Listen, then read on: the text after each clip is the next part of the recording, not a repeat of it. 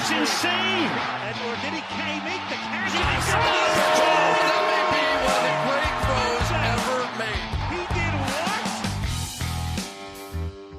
what? Welcome back to Derailed, brought to you by PackerProject.com. Here with my good friend Jake Schyvinck. Jake, happy to have you back in the lab with us tonight. We missed you.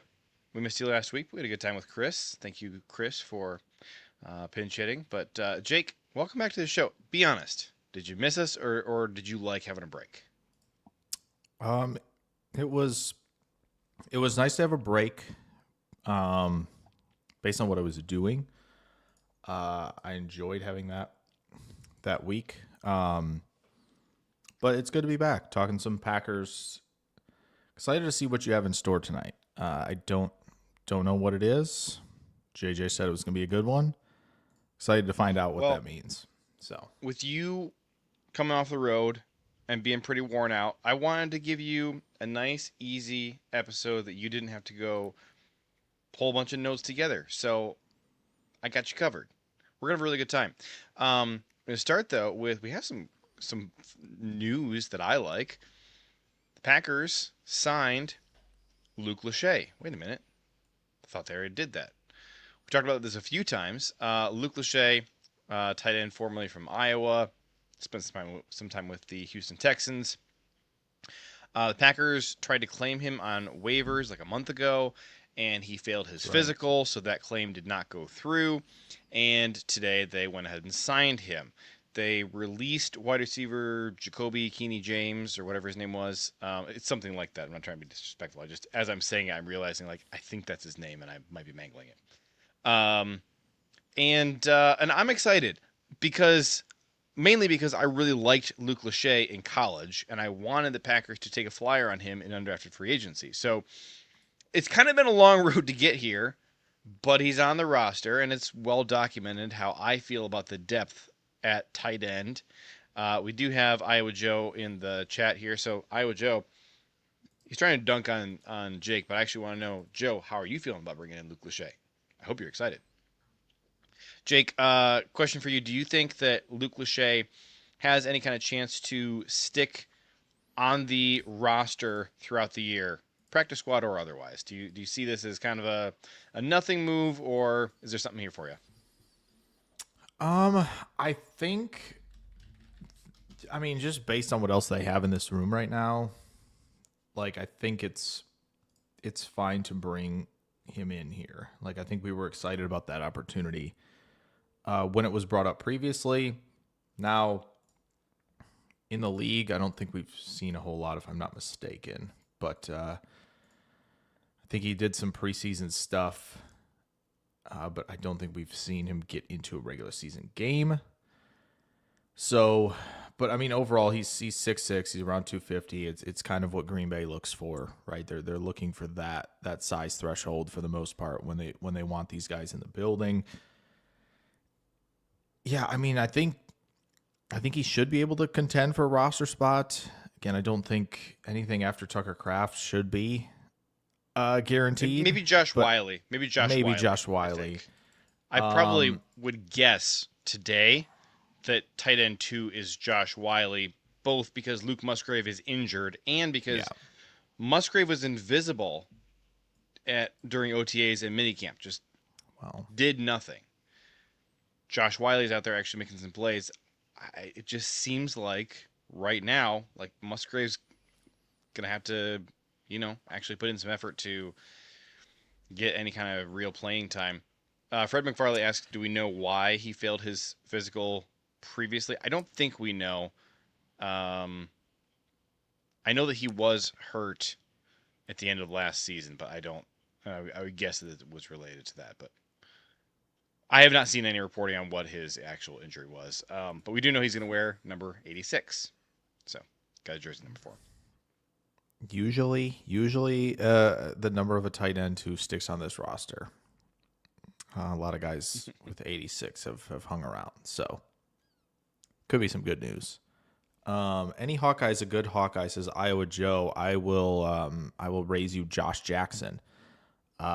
Did not go well, so that is not true.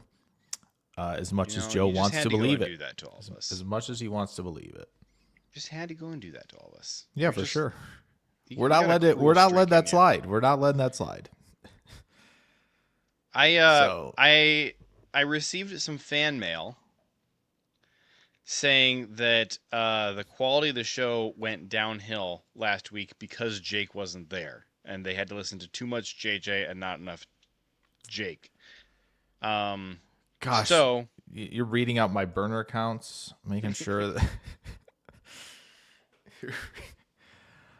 all my burner accounts are doing work, it seems, to get on the show.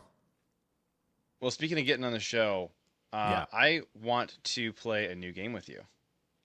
All right. And so this game, let's play some games. This game is something I've kind of wanted to do for a while, but I saw, Wendell Ferreira, he writes for A to Z Sports. Yes. Fantastic writer about the Packers. We love him. We appreciate him. He wrote a fun little article this week called Buy or Sell, and he threw out a few concepts and wrote about whether he was buying or selling on those concepts. And Okay. I liked his article, and so I'm taking some of his concepts and incorporating them into this and adding some of my own.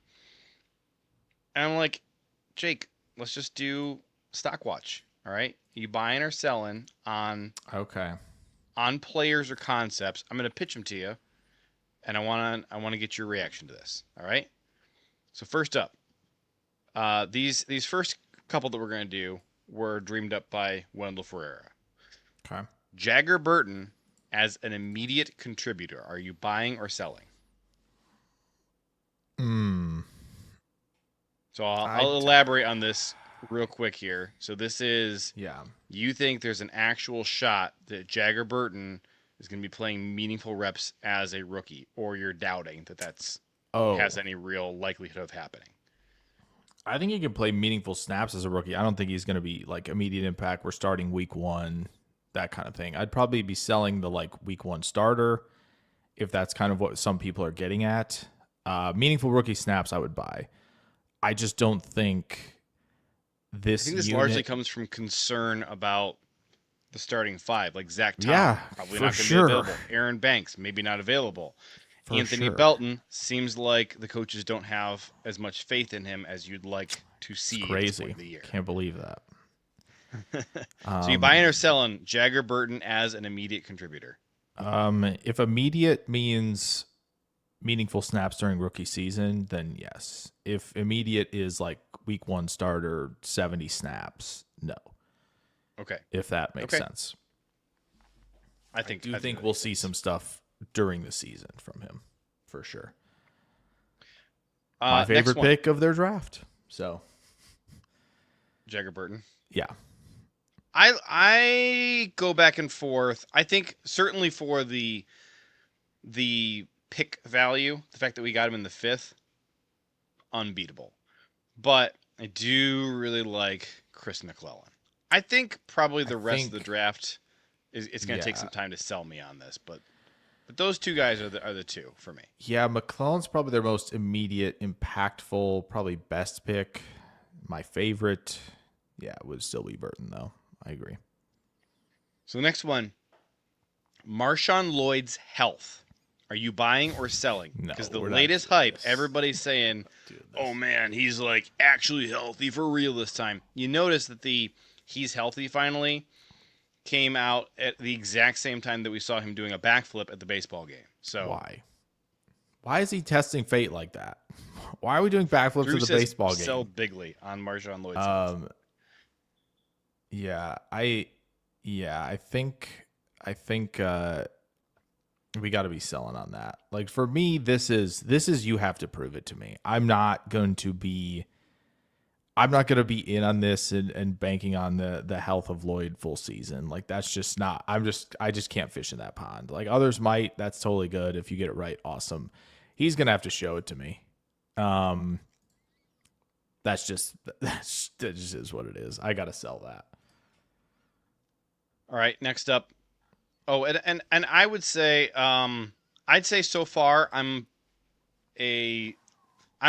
stock up a little bit on both of these first two for me. I'd Okay. say stock up a little bit on Jagger Burton. Like I'll buy like half a share on each of Okay. these. All right, Okay. Jagger Burton as an immediate contributor, Marshawn Lloyd Yep. maybe finally healthy. I'll buy like a half a share each.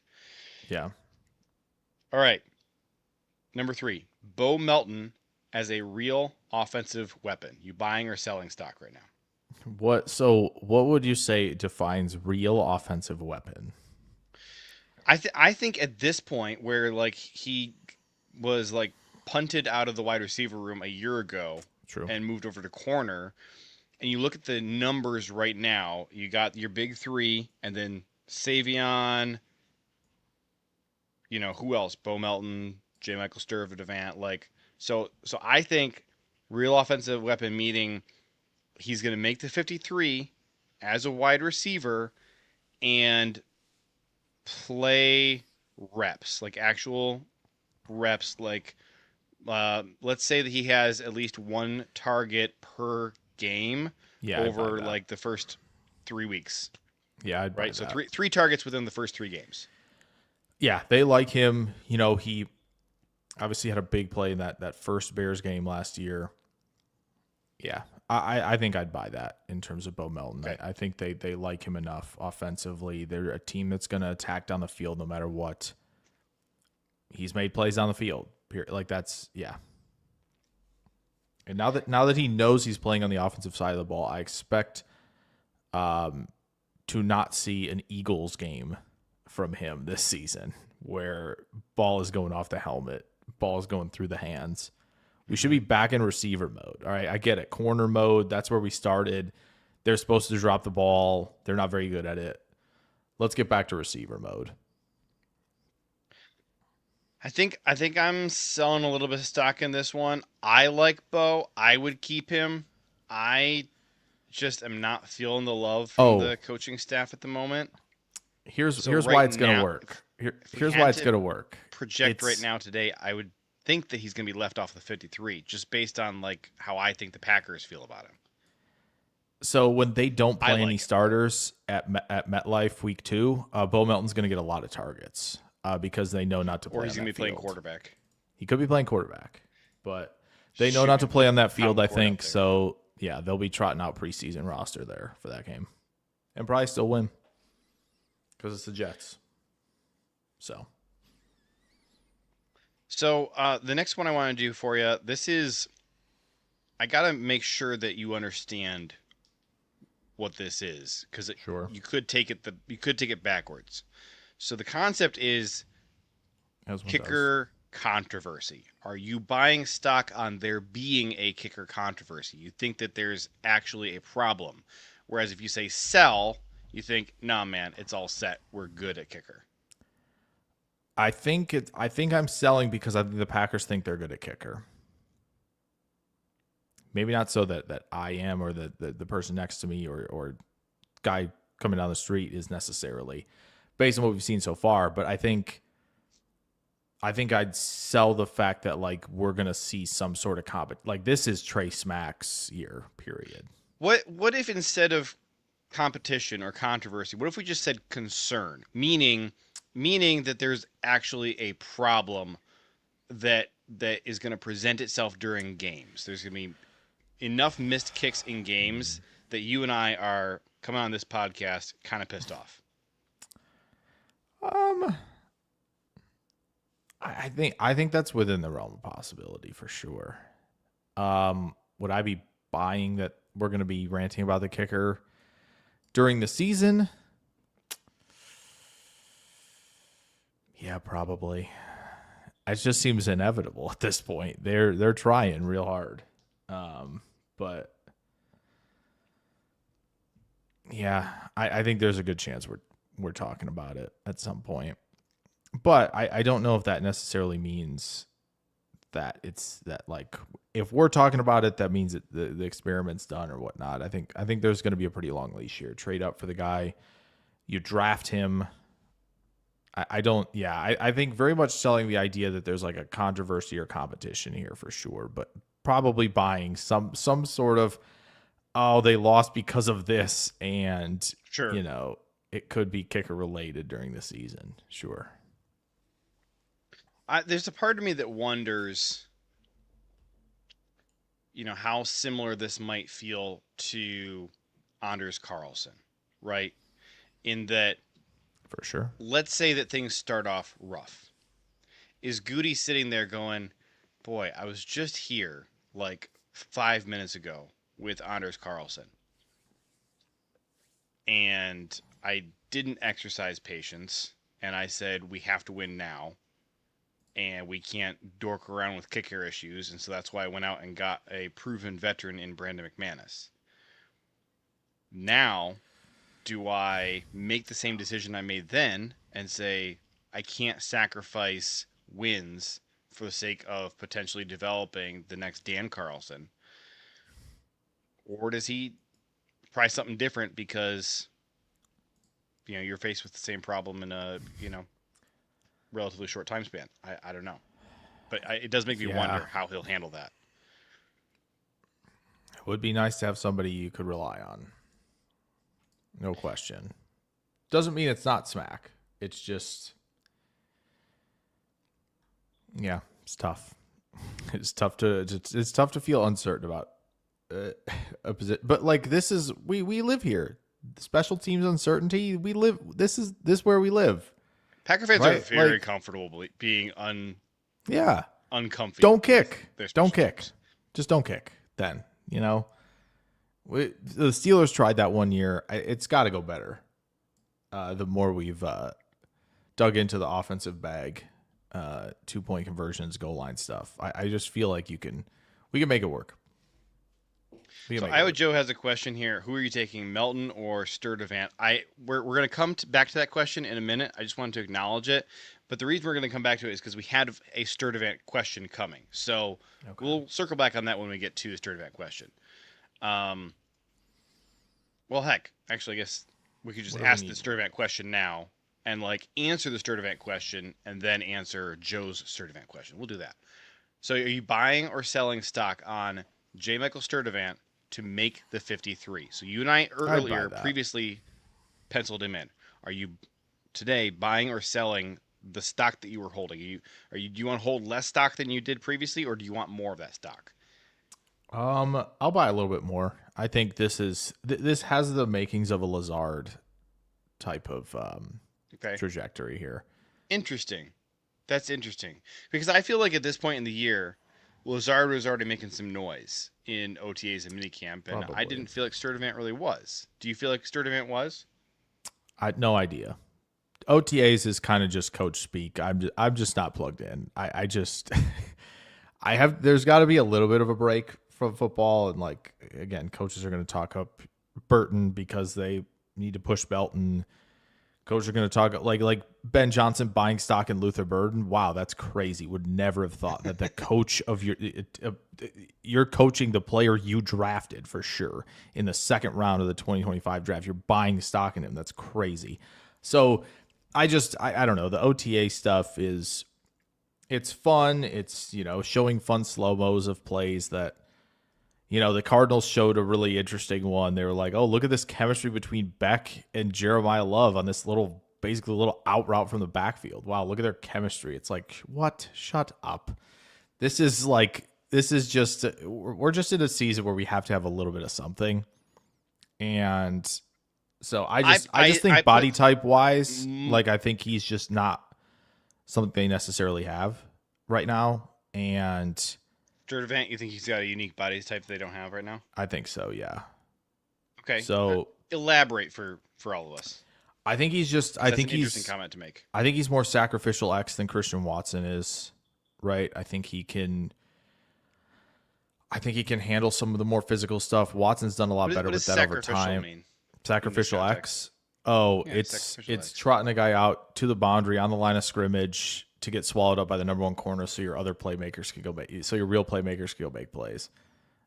He feels like, again, another kind of Heath Lazard, good hands, a lot of catch point stuff. Going to make some toe tappers on the sideline that are just outrageous throws and catches. He just seems like that player where you're going to be like, okay, when you look back on the highlights of Sturdivant as a Packer, it's a lot of the catch point stuff. And that's Sure. I imagine the type of player we're looking at here, where it's like, again, I think, true X receivers can win a lot. I don't think Sturdivant's going to be like heavy separation numbers on a lot of routes. He's just going to be open enough at the catch point that Love will take some chances. He'll make some plays. That's kind of what I'm imagining for him at this point. Fred McFarley says Isaiah Nair is another big body wide receiver. That's a good point. And so if you're looking for that type, like I think I'd have more confidence in Sturdivant to actually be on the 53 than Nair. But it's true they got he certainly is a big guy. Yeah. Nair even play in the preseason? Barely. Oh, he did have 3 targets. Wow. What did he do with those 3 targets? He didn't catch any, so that's not ideal. I could do that. It's not ideal. Looks like a lot of cardio for him in the preseason for Nair. So can't do that. I mean, I can do a little bit of cardio, but I don't love cardio. Although if they're paying me what they pay Isaiah Nair, I would do it. It's not bad. That's fair. The problem is nobody pays me for my cardio. When I go out and do cardio, that's fun. Like I get some thumbs up, but that's about it. Sure. Nobody gives me. Nobody's telling me, here's some money. Good job. Throw some money. So circling back to Joe's question, would you rather have Melton or Sturdivant on the roster?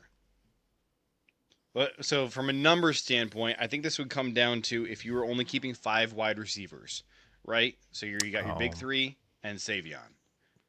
Am I forgetting anybody else, or is it then 5 and 6 are Melton and Sturdivant? I think that's right.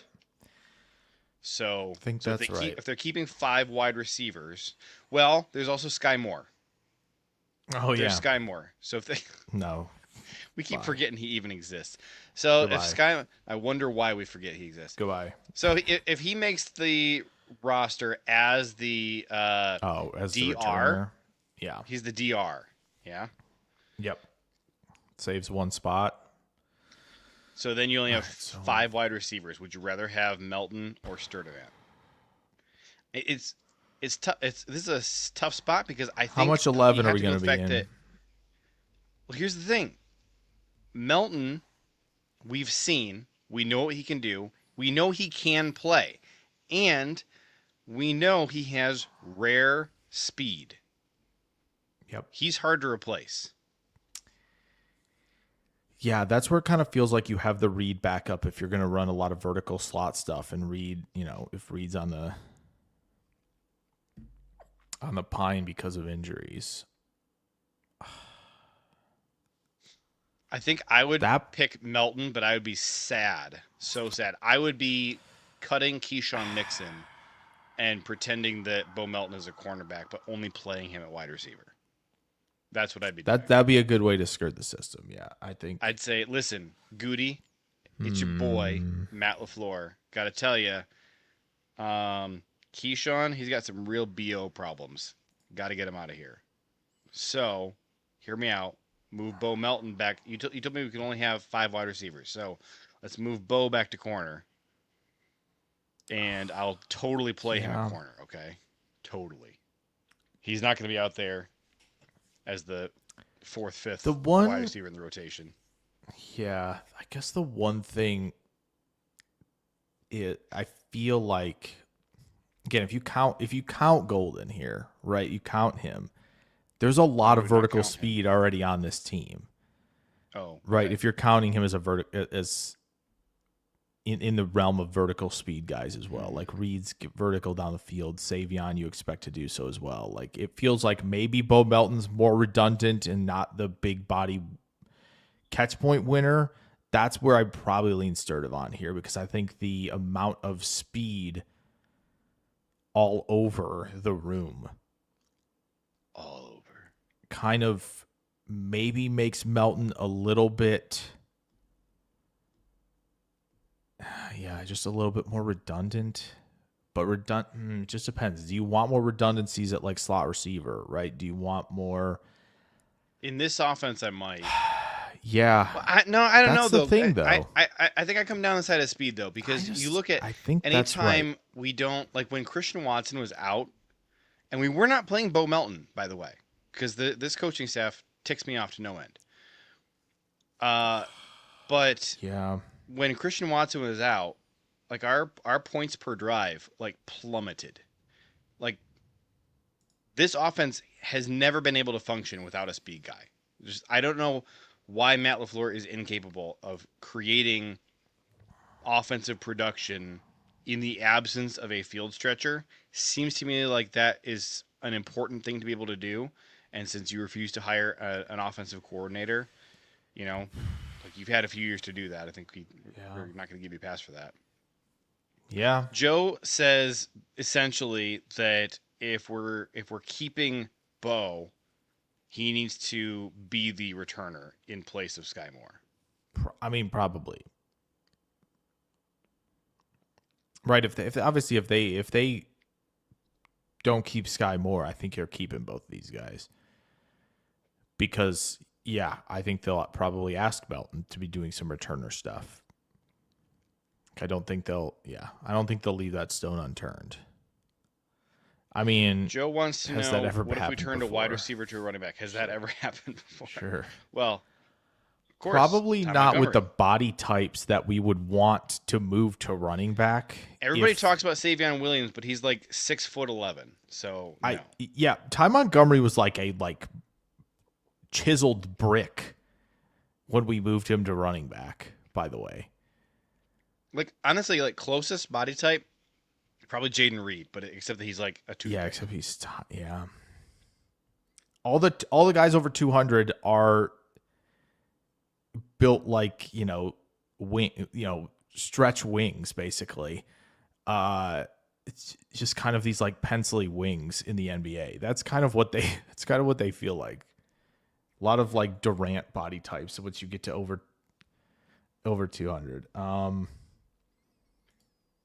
We gotta get moving on with our main topic of the day, because this was just our fun, I don't intro. think We've done 27 minutes on it. Yeah. Go Pack Go All Day says Marshawn Lloyd saw the same hamstring specialist that Christian Watson did to solve his major issues. I do kind of recall seeing that story a while ago. I feel like the problem with Marshawn Lloyd has not necessarily been like a lingering leg issue as much as just he's made of glass. But so Watson did that 2 off seasons ago, right? Yes. Yeah, what happened? Yes. What happened? We might have had another issue. Who knows if it was the result of it or not? Huh? Are you getting at him tearing his ACL? Yes, I am. That's correct. So, listen, we had a major, injury after that, solving the hamstring problem. So I'm just not gonna be very confident in Lloyd to stay healthy until I've seen it. Like this, that's kind of where I'm at with it. Which I get it. People want to be confident and excited about Lloyd, and hopefully it does happen, right? Hopefully it does. But the hope train is a tough one to be on. So it's a tough one to be on.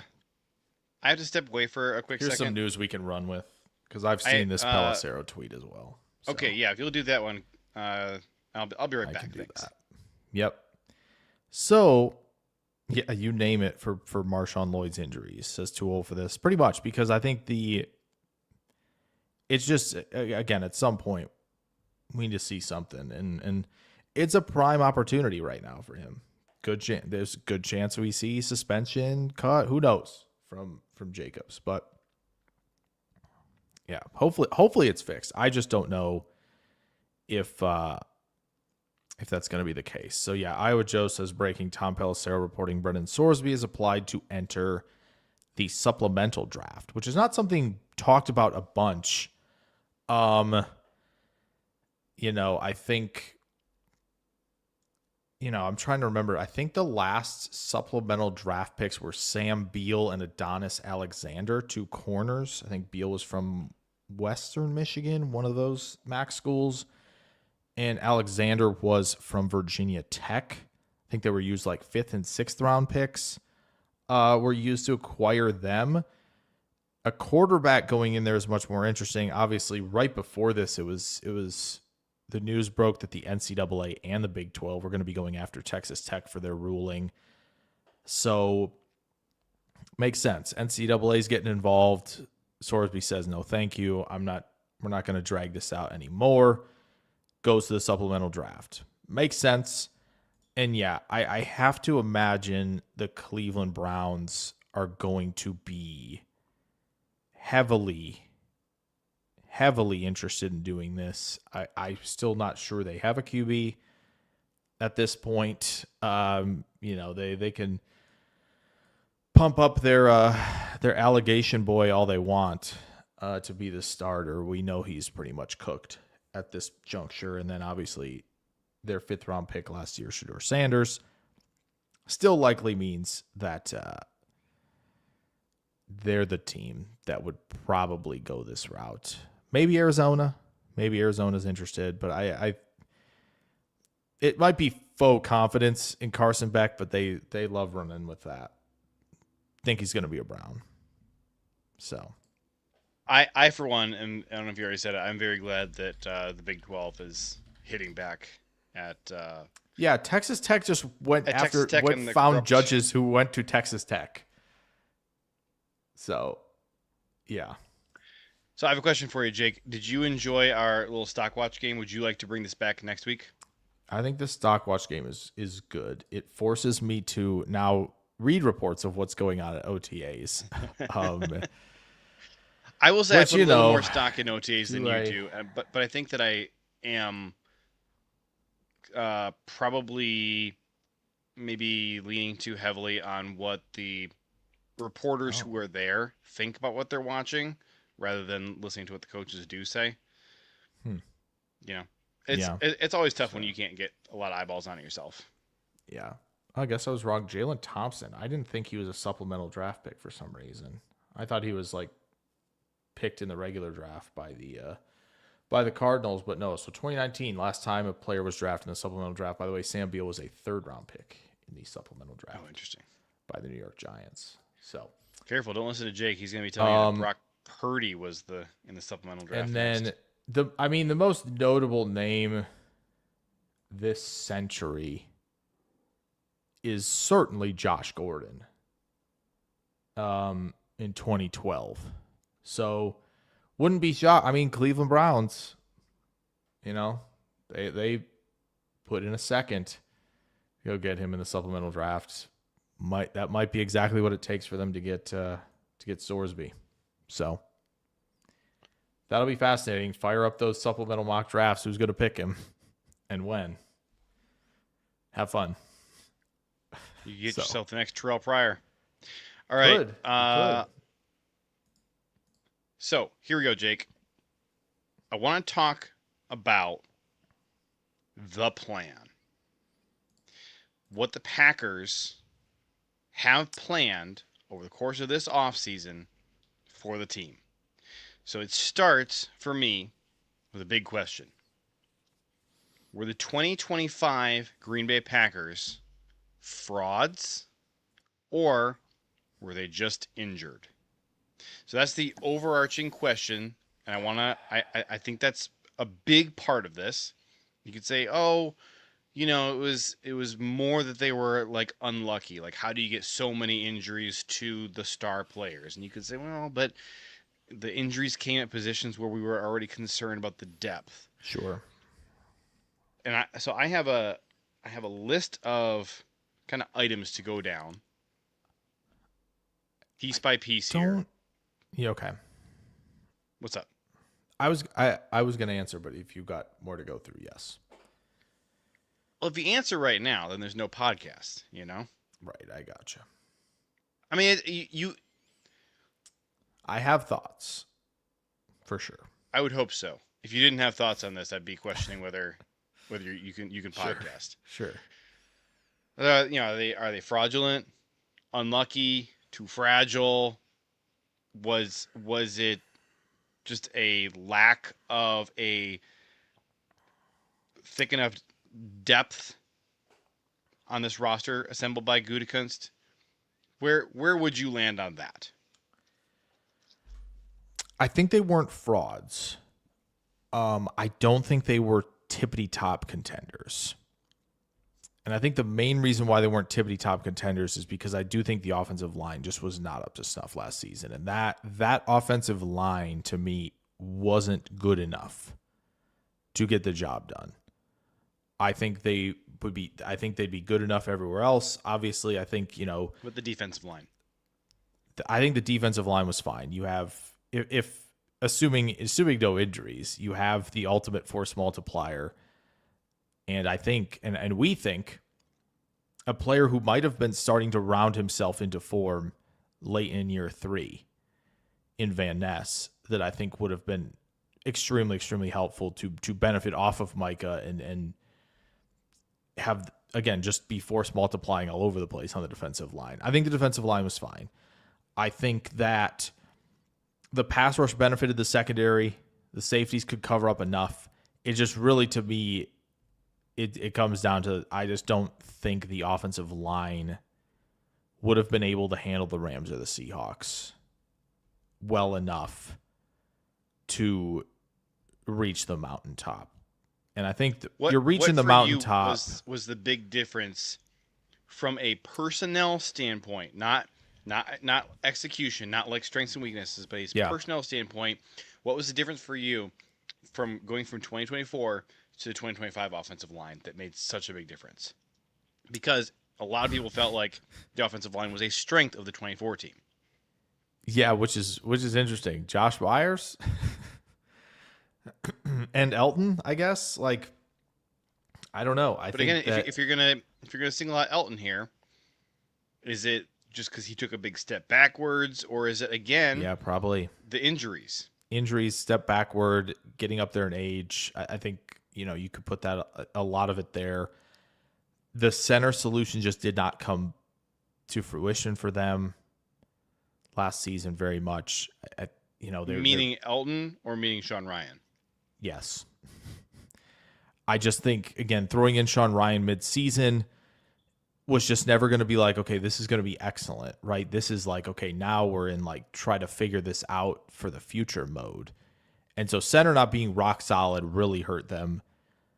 Again, I mean, we don't need to harp on the rushing splits from 24 to 25, but it was very, very evident how much worse that got. I think Walker clearly took a step back as well, which we were wondering about. Like, okay, is this going to be? He's going to get paid. He's going to get the extension. What are we going to see from him? Huge questions about But extending him versus trading him for like which if they high traded draft pick. him last offseason. They traded him last offseason. We'd know what Jordan Morgan is, most likely, and would have made the requisite moves to potentially challenge him even more. And so, yeah, I think that specifically personnel-wise, whether it be, wear and tear of an NFL career, shuffling, bad signing, all of that just kind of, it snowballed. Having a crappy dude next to him all year. Yeah, it just snowballed. So I don't know if it was necessarily one single thing. Like, I think you could obviously be like, yeah, the bank signing was bad, which, objectively, completely. But I think everything else, other than Zach Taub over at the other right side, was pretty much a struggle all season long, where it was like, okay, can we try the rookie in there? Sean Ryan's still volatile at right guard. Okay, Anthony Belton, it's your time. Okay, Jordan Morgan's going to play guard. Oh, no, he's going to play tackle. We're going to try him. Like, there was just so much going on that it was hard to point to one thing. But I think that was the difference. So I don't think they were necessarily frauds last year if everybody is healthy. Okay. I just don't know if they're the one holding the trophy. I think they could have gotten to an NFC Championship game. You do, but I don't. Okay. Yeah, I think you could. I think you could argue they could pick off one of the teams on any given Sunday, but I don't think if they had to go through both, which they would have had to. Well, I think it's all things stated equal, right? If they're the entire 7th seed. NFL was horrible last year. Yeah. Like, aside from the two teams who were in the NFC Championship game, yeah, the rest of the league was awful. Right. Like you look at the rest of the NFC playoff picture, the Panthers were bad, the Bears were bad, we were bad. Who's the other team? There's one more team. Oh, the Eagles. The Eagles in San were bad. Francisco. Yeah, Niners were bad. The NFC was terrible last year. And the AFC was worse. The AFC was worse. It was such a Yeah. bad year of NFL. Like this was totally a year to go ahead and just like steal a Super Bowl. Now, For sure. the Seahawks were genuinely good. The Rams were pretty darn good. Yep. So, all right, taking a step back, I want to posit to you. The Packers seem to have told us what they think the problem with last year's team was. So I want to assess what they did, whether we think that they solved what they think the problem is, and whether we agree that that's actually what the problem was. So, I have a list of things that I think the Packers are pointing to as here's what we think went wrong. And it starts obviously with Micah Parsons. Once he went down, the pass rush completely fell apart. Packers miraculously get us a 4th-round pick out of Rashawn Gary, but clearly we're ready to cut bait on him. Yep. And, they drafted 2 edges last year. They go ahead and get DDS this year. Didn't bring anybody else in to that room, but hey, LVN seems like he's finally totally healthy. Yep. He ended the season really strong. Devontae Wyatt, if he can get healthy, and this has been our whole problem with Wyatt from the beginning until now, is Wyatt can't string together very many games in a row without getting hurt. Yep. He has not played anywhere close to a full season in his NFL career. So this is where, for me, I had a huge problem with our defensive tackle room being Devontae Wyatt and nobody last year. Because it was illogical to assume you were going to get a whole season out of Wyatt. And sure enough, we got about a half season out of him, which is about on par for him. And so I think we should expect to get about that much from him again this year, because you'd be silly to think otherwise, since this is what you've gotten from him every year so far.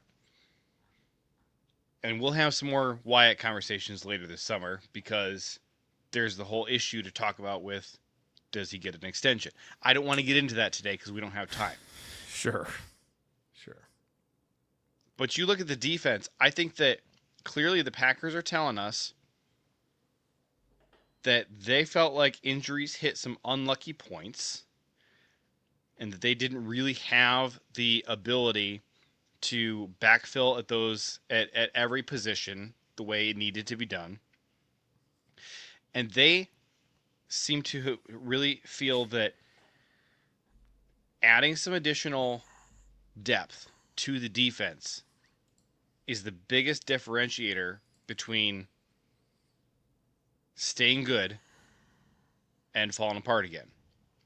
So you got Zaire Franklin they brought in, Javon Hargrave, got a couple other guys on the interior of the defensive line, like Chris McClellan, who I think is probably going to get some playing time early on in the season. That room certainly has more depth. Yep.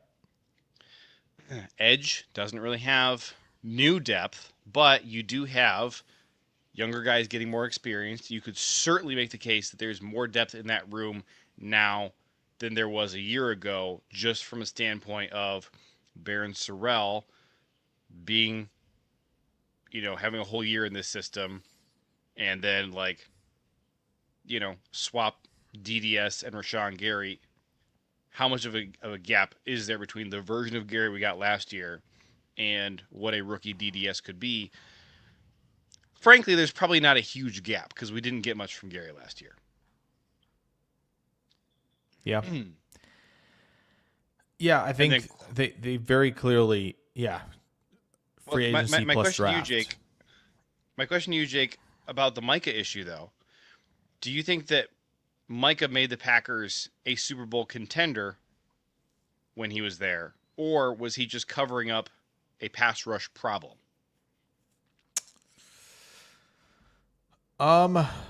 I think he was covering up the clear pass rush problems of Rashawn Gary, for sure.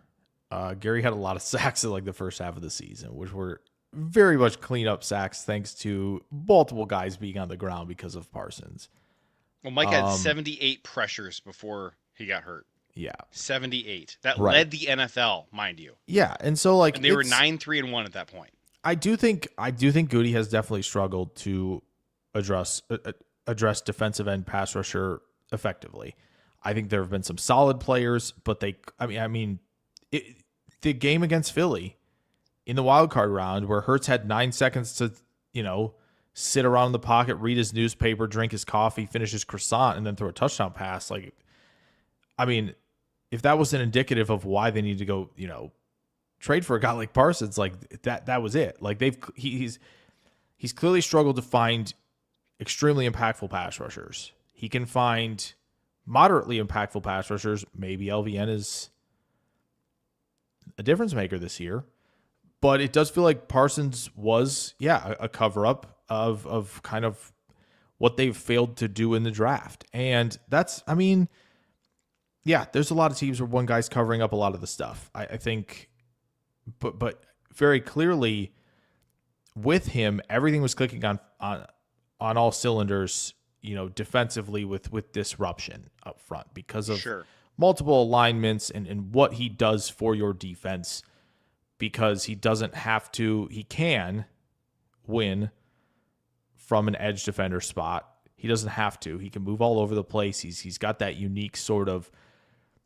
build where he played linebacker, right? He played linebacker for Penn State. So he has that ability to cover that all up. And that's where, again, you have one of those guys, and this feeds into what the Rams did. Like, do you have one of those guys who can go get it on third down? Like, that is what you need to have in today's NFL. Or you need to have, McDonald genius running your defense where you can get matchups, Jonathan Gannon.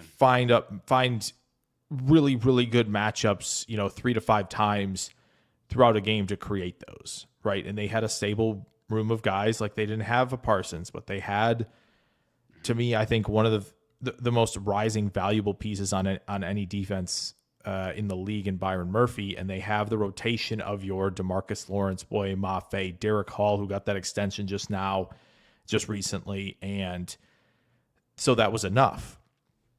But, if you're Chris Shula and your scheme wasn't very good, your scheme was good, but when it was time for the chips to fall and like, okay, now it's not the scheme v scheme is good, right? The matchup is pretty even. Do we have the guy? Not really. As good as Verse is, they didn't have that guy. So Parsons, yes, he's covering up stuff, but he's still because he's covering up stuff, it still means, I think, that they were enough of a contender because he was out there, if that makes sense. I have some really sobering numbers. So the Packers were 9-3-1 before they lost Micah, and then they never won another game the rest of the year. Parsons, Rashawn, and Kingsley combined for 154 pressures last year. 78 of those, almost half, were Parsons. 178 pressures from last year's roster are not going to be on the field for week 1. Returning week 1 players for this year accounted for only 112 of the team's 290 pressures last year. So that's 38.6% of last year's pressure production slated to be back on the field for week 1. And then when do you get Micah back? Probably not until mid-October, maybe later. Can the Packers gin up enough of a pass rush to protect themselves until he gets back? I don't know that you can say that with the current roster. I don't know that you can. You have, you're asking LVN to step up and be edge 1. And then you're asking somebody else who probably at this point is like barely edge 3 quality to be edge 2. Now, if they go out and actually do acquire Josh Sweat, I think you feel a lot better about surviving that first half of the year. For sure. But he's not on the roster yet, and that But might not I happen. guess, I guess they're weighing, well, hopefully Josh Sweat isn't just like a early season fix, and then it's like, now Micah's back. He doesn't need to do anything. He obviously does. I think It would sure be that's nice kind of if the he's biggest. our edge 3 once Micah's back, though. Like, have Josh Sweat rotating in. Yeah. But you have reps where LVN moves inside, and you got Josh out there, or you're giving one of your top 2 guys a breather because they need a breather, and Josh is out there. Like, that would be really nice. Let him be the Rashawn to Preston and Za'Darius this year. Yeah. Yeah, I think. Yeah, it's strange because, obviously to start the season, as you said, they're not going to have all these pressures. I just don't think you're missing a lot with Gary not out there. I think hopefully as a unit, the rest of them can replace Kingsley in the aggregate. So it's really, Well, it's and this is the problem yeah. though. This is once again the problem that I have with how they drafted. Like they needed corner and they needed defensive tackle, so we need to address those rather than getting, I think, a potentially more impactful pass rusher at 52, or a linebacker that constricts space for you, or a big nickel potentially as a safety who could have kept you kept you out of base enough and still been effective. Like I think that's where the draft is really frustrating, because I think there were impactful rushers. There were impactful offensive linemen where, I think it would give you more confidence of, then kind of trotting out a day 3 pick and going, yeah, he might be part of the rotation. That's what he's going to be for his first contract, rather than impactful players. And I think that's why I think, when you talk about Josh Sweat, it's like, yeah, I would absolutely do that, because I just don't think, like, again, it's awesome that Micah's taking Oliver and Sorrell under their wing. That doesn't necessarily mean they'll be good, unfortunately. Right. So, right. Yeah, so I think, like, if anybody has the ability locked in there somewhere to be impactful, I think it's Sorrell for sure of the guys. Well, I think you'd expect him to be your week 1 edge 2. Yeah, you're either him or Brenton Cox. I don't know who else it could be. You're gonna have to live with it. DDS, I like, even if you're buying the upside of DDS, he has some development to go. And Colin Oliver seems like he still has a lot of development left to go, and then also seems like he's behind where Sorrell is, which is also fair. is not the same big body type. Yep. So here's the optimistic case, right? You got LVN out there, healthy, perhaps ready to be dominant. He has all the physical traits to get the job done. Hopefully you're starting the season with a healthy Devontae Wyatt and Javon Hargrave out there.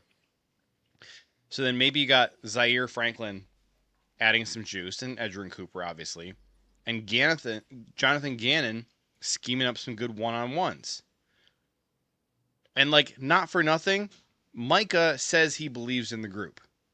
And he is the leader of the defense, the unequivocal leader of the defense, much to everyone's enjoyment. I mean, I think everybody was pretty pleased hearing him, not very thinly veiled, calling out Rashawn last year. And just being that vocal leader of the team, like, as soon as he got there. Yeah. So there's other parts to this too. Like, we covered the Micah thing. There's also cornerback. And I think this is the biggest part where you saw the Packers showing clear admission that what they were trying to do wasn't working. For sure. Hobbs, out of here. He's gone. Yep. They bring in cheap competition in Benjamin St-Juste. I like the signing. It's a upside signing that costs like almost nothing. I'm happy with that one. They drafted Cisse and Damani Jackson. I don't think we're really expecting year one contributions in any meaningful way from either one of them, but it could happen, and it'll be nice if we do get that. The question for you, Jake,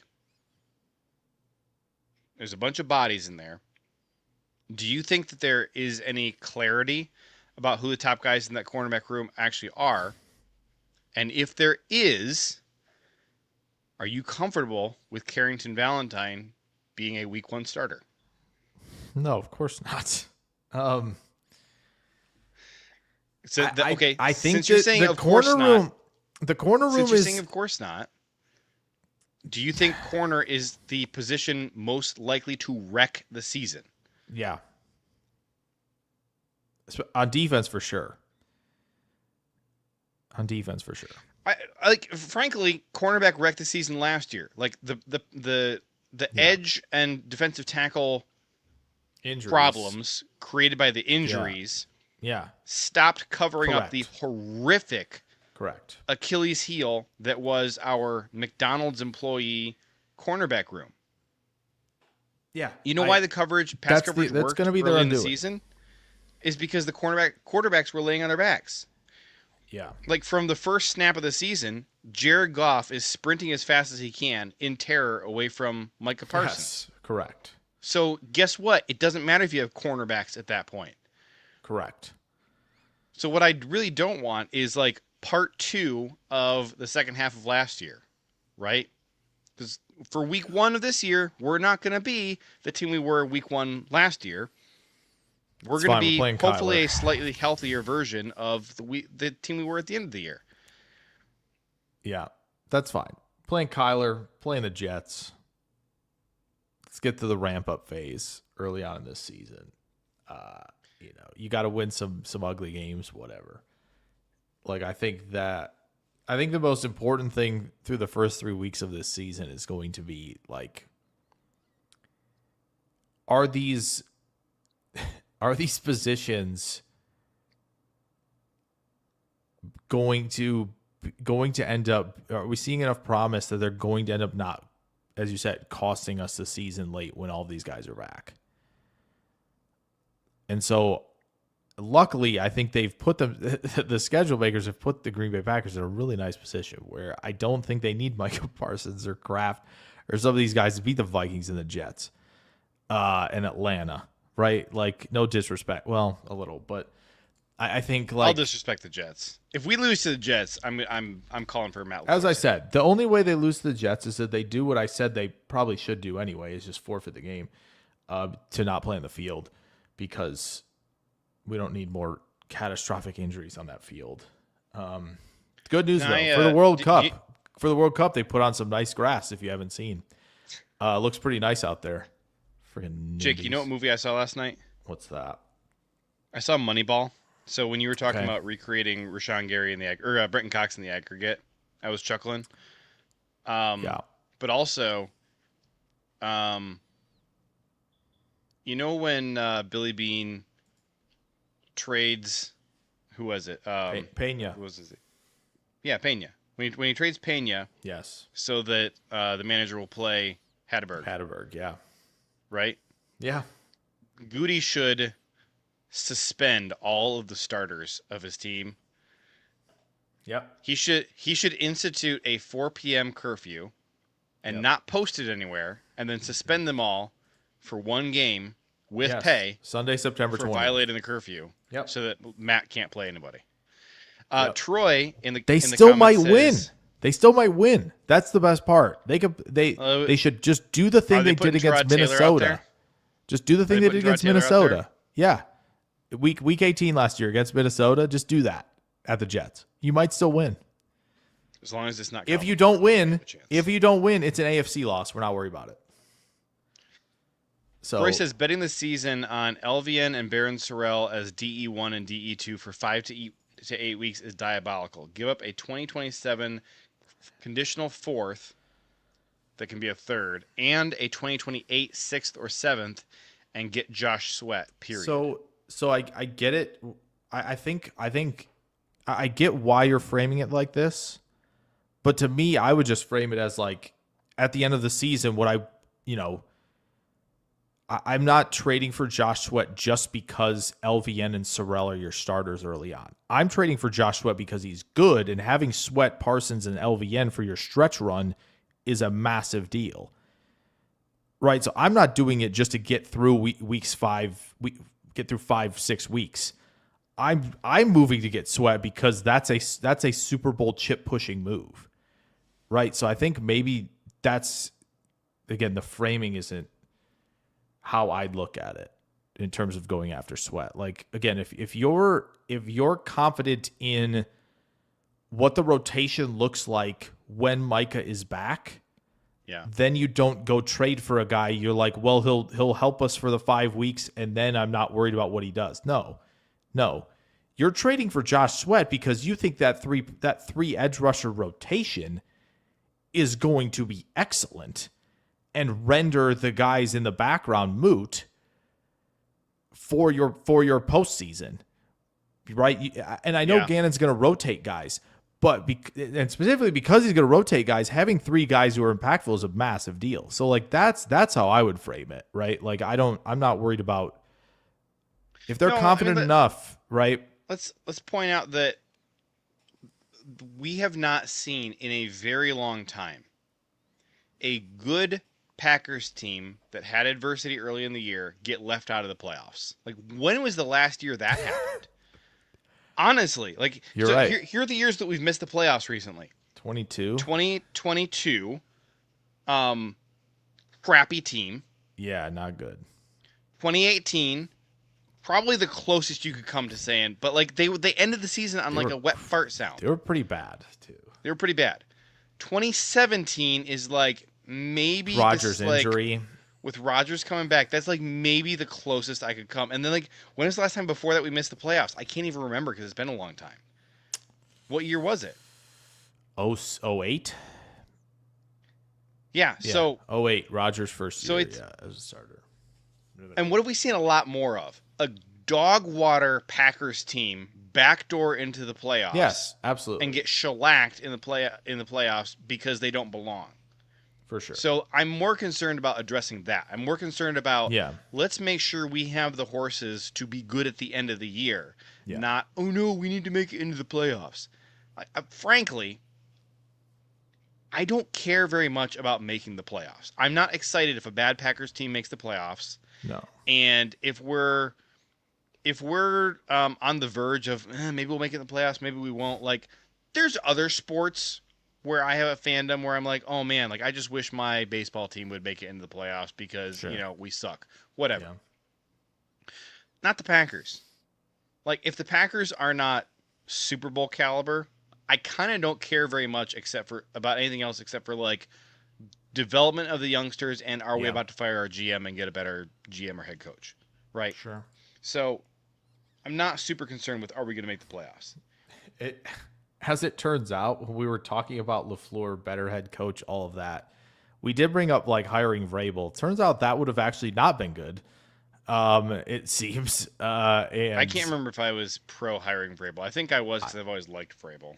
And as it turns out, there's things going on. So, maybe that wouldn't have gone well. I feel like that, but yeah, I get it. It's when we don't want to become Pittsburgh, right? Where it's like, I don't know what's going to happen this year, but I'll tell you what, we're going 10-7. We're going 9-8. We're going to make the playoffs, right? And then what happens after that? It doesn't matter. We went 10, right? That's not what I don't know if they will go 9 or 10 wins because Mike Tomlin finally isn't there. Like, Pittsburgh probably won't, and they'll probably. And I'm not. They might need to toss it all in the bin after a year. It's not the same team. Like, there's right. But we don't. We don't want Green Bay to turn into that, right? No. And so they're trying hard to turn into that, though. They're trying hard. There is a level of like, I think they aren't like other than signing Micah Parsons. Yeah, they're trying hard to turn into that. They're sticking the same way. It's we're going to develop these guys into a few seasons later, they'll be good, hopefully. And if not, we've already drafted the next guy at that position to try and do that same thing. So again, and I think that's always been our frustration with some of the draft classes of like, it just feels like there were opportunities to grab, but now the Steelers are trying to turn into the Packers. Well, it's true. The 2018 Packers, anyways, or the 2021 Packers. I think that's what it's going to look like. Yeah. But that's the thing. It's so. Yeah, I mean, it's why we get frustrated when they don't take high floor, immediate impact players for these high caliber athletes who, we feel like, the development track is longer, and in a draft where nothing is guaranteed at all, is that stuff you want to keep banking on. It's tough. It's not an easy question to answer because it's yielded some great results. Right? It has yielded great results. It has also, left us scratching our head. So, as the draft often does. It's been 5 years since we won the NFC North. Last time we did it was 2021. It's been 5 years, and frankly, we have not been very competitive in the NFC North for a lot of the years since then. Kind of gotten our butts handed to us more often than not. Yeah. Let's flip side of the ball here. Let's look at the wide receiver room, because this was a pretty big evolution point this offseason. Packers cleared out the wide receiver room in small part due to contract situations, but I don't think entirely due to contract situations, because Wicks was still under contract for another year. Yep. They did this so that the best players have to produce. There's no more hiding behind rotation. Dobbs is gone. Wicks is gone. Sky Moore added in as a returner, not as a wide receiver. Brendan Rice, nothing. Like, don't even talk to me. No, we're not doing J. Michael Sturdivant. Can't play dead in the Western. That's Brendan Rice. That's Brendan Rice. The new Allen Lazard. Okay? Yeah. So this offense is now much more clearly defined. The passing offense is being distributed to Christian Watson, Jaden Reed, Matthew Golden, and Tucker Kraft. My question to you, Jake, first, is this clarity, or did they sacrifice too much depth? Could we be sitting here in week 5, kind of like the Packers were in the 2019 season, when Devontae Adams had turf toe from that Eagles game in week 4, and you're suddenly looking to Allen Lazard / J. Michael Sturdivant to come in and give you something because the room is too thin? Yeah, I think it's possible. I think that, trading away Wicks, it's very possible it could result in that. And now that the run game is in doubt a little bit as well, it definitely creates some of that. I still think we're looking at a passing offense that eventually should go back to going through Tucker Kraft, which is something we thought last year as well. But I do think it's definitely a more defined group of like, all right, this is what Watson's doing. This is what we expect from Golden and where he needs to be in year 2, and this is what we expect from Reed. 2 of them now having recently signed extensions. I think it's clear that they can believe in Savion Williams to do some things. However, there could be a point in the season where they're asking a lot from Melton or Sturdivant, for sure. And you hope that, the Lazard thing that I threw out earlier is the case a little bit with Sturdivant year 1. So there is a chance that the depth gets tested. But I understand this was going to happen at some point. This is why we started kind of clamoring for guys like Hurst and some other guys in the mid rounds to potentially kind of come in and be part of the depth here, and they didn't do that. It could. It definitely could. But I'm less worried about that in terms of like, oh no, the depth might cause some problems. Where it's like it still could be like last year, where if Watson's not a part of it, it doesn't look quite as in sync. And that to me doesn't change if even if like Wicks is on the roster, which is where you need it from Golden. We need to see it. We need to see another a massive jump up from him. And I think you can get it very. I think that path is very clear. But yes, obviously the depth is I mean the depth is gone. This was going to happen. It's just as I said, it would have been nice to refill it other than UDFA. In a UDFA or two like that, it would have been nicer to see that, but yeah. We got a $5 super chat from Bill. Do. Thank you, Bill. Do indeed. He said, I feel confident with a healthy wide receiver room. Not so confident with the offensive line to accentuate the wide receiver room. Certainly insightful. It's hard to complete passes when your quarterback is laying on his back. I mean, the pass protection has always been better in Green Bay than the run blocking, and I would really hope that returning the 5 guys from last year and getting Zach Tom into the mix, and we'll talk about Zach Tom, he's his own bullet point in here, should make the offensive line good enough to have a functional offense, which was not always the case last year. But an insightful comment by Bill. Troy says you keep saying Sturdivant, but it was Nair who was having good OTAs. He says, although who cares about OTAs? That's my thing. Yeah. Can you in 25 seconds or less? Can you make the Sturdivant over Nair pitch? Yeah, I think Sturdivant's just a more complete catch point player than a Nair has shown in his time at Nebraska. I think Sturdivant's shown a lot more. If we're looking for that role, right? If we're talking about a Lazard, that's the guy I'd rather bet on. Tool for this says having a healthy Watson, Reed, and Kraft on the field together has been unstoppable. Add in a Golden with an understanding of the offense and Savion. So not for nothing, the coaches and players have been talking up Savion in a good way. And look, he certainly has the physical tools to be an exciting player for us.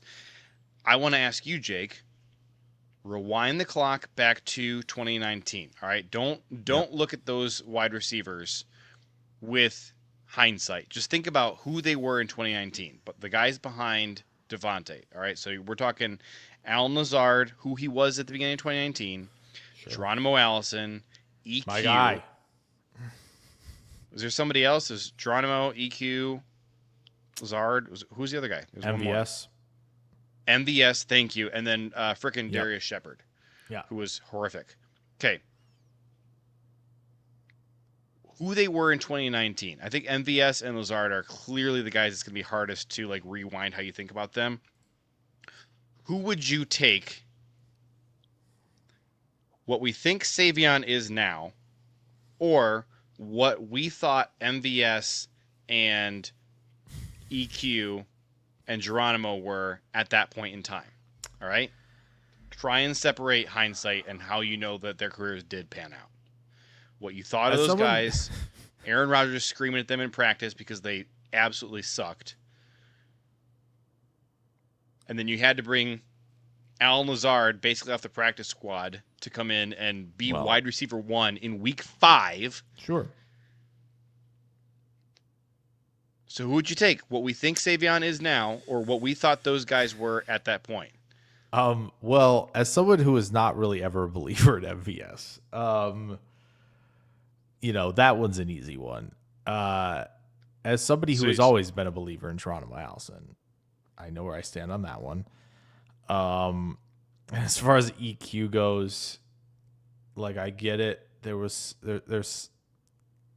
some nice things about his profile, but yeah, I think at this point you'd probably lean. I'd probably lean Savion pretty much over them. Maybe Allison over him, based on what we'd seen to that point. So keep in mind, Allison had been a part of Run the Table. Allison had been a part of some big 2017 games. Made a big play in the 2018 opener. So I think we've probably seen more from him. So if I'm trying to use where I probably would have been at there, I probably would have said Allison, Savion, EQ, MVS would have probably been my order. So keep in mind that Allison or at least two of those three guys with a healthy Devontae were starters. And Savion is going to be our wide receiver 4. This is a much better spot to be in, I think. For sure. So we have another $5 donation from Bill. He says, I hope the wide receiver room, other than Watson, embraces run blocking. So Wicks this is actually, did. I hadn't even thought about this because Wicks definitely Matthew did. Golden we haven't seen much from. Wicks was a very willing run blocker. And like run blocking was, we keep talking about Alan Lazard. Run blocking was like his calling card. That's how he earned a roster spot. That's right. We're going to have to keep this in mind when the pads come on for training camp. Who out there is out there being a willing run blocker? Look, I think Matt LaFleur has changed a lot in his time here with the Packers. But if he suddenly stops valuing wide receiver run blocking, then we truly don't know him at all anymore. Yeah. I would be keeping a lot of tabs on the day 3 rookies, day 3 second year receivers, UDFAs all throughout preseason to see who's run blocking.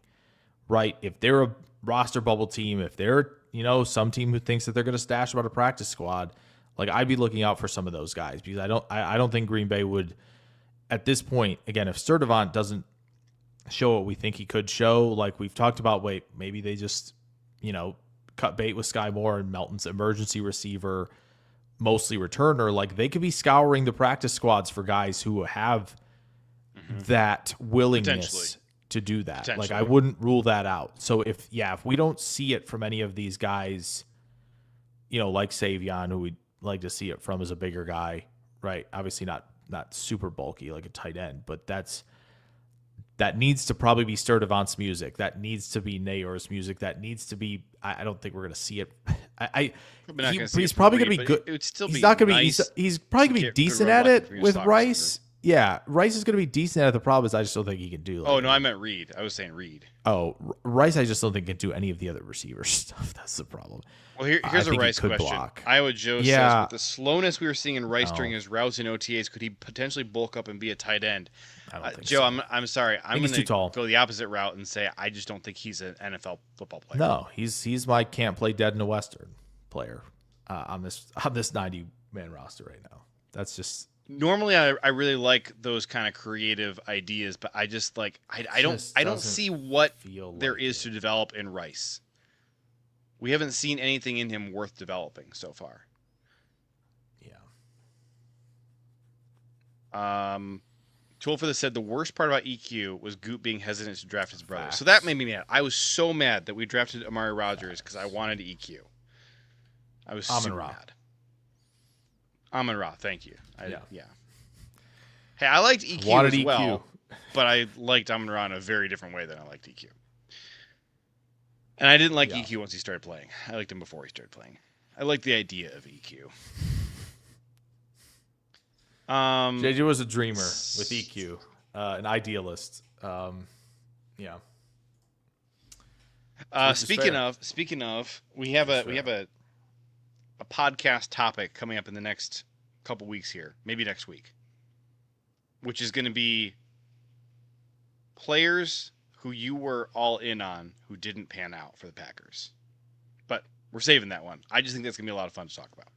So just wetting your whistle. By the way, please rate and review us on iTunes, Spotify, wherever you listen to podcasts. Rate and review us. We need those. I feel like if you do the draft enough, most of these guys aren't going to pan out. So you very rarely put your all-in tab on some of these guys, So that should be a good show. Both go all in on a few guys per year. We go in, get really excited if they end up with the Packers. That's the problem. All these guys we go all in on, they just rarely end up there, which is just really unfortunate. Jared verse for me, that was the one, man. Last few years. I mean, this past year you already know. Dallas got all of them. So Bryce says, look at Golden. He's been hitting the weight room. Look out for him to be tough in the run blocking game. If there's anybody who I would expect to to elevate themselves in that facet of the game, I would expect Golden to do it. Yeah, I think that's a good point.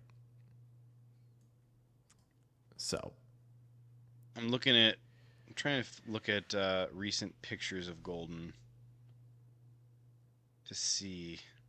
What I need to do is look at the Packers because they posted some. They posted a picture. I know they had 3 guys. It was like 2 receivers and one of them being Golden, and then somebody else. Let me see here. wait, what? Where is it? Here, I got the picture. All right, I'm showing the picture right now. Oh, Right. Yeah. It's like 7 clicks to share my screen, which is super fun. oh, look, there he is, the There we All-Pro. So there's Golden. Do you think he looks like he's been hit in the weight room? Thigh muscles look good.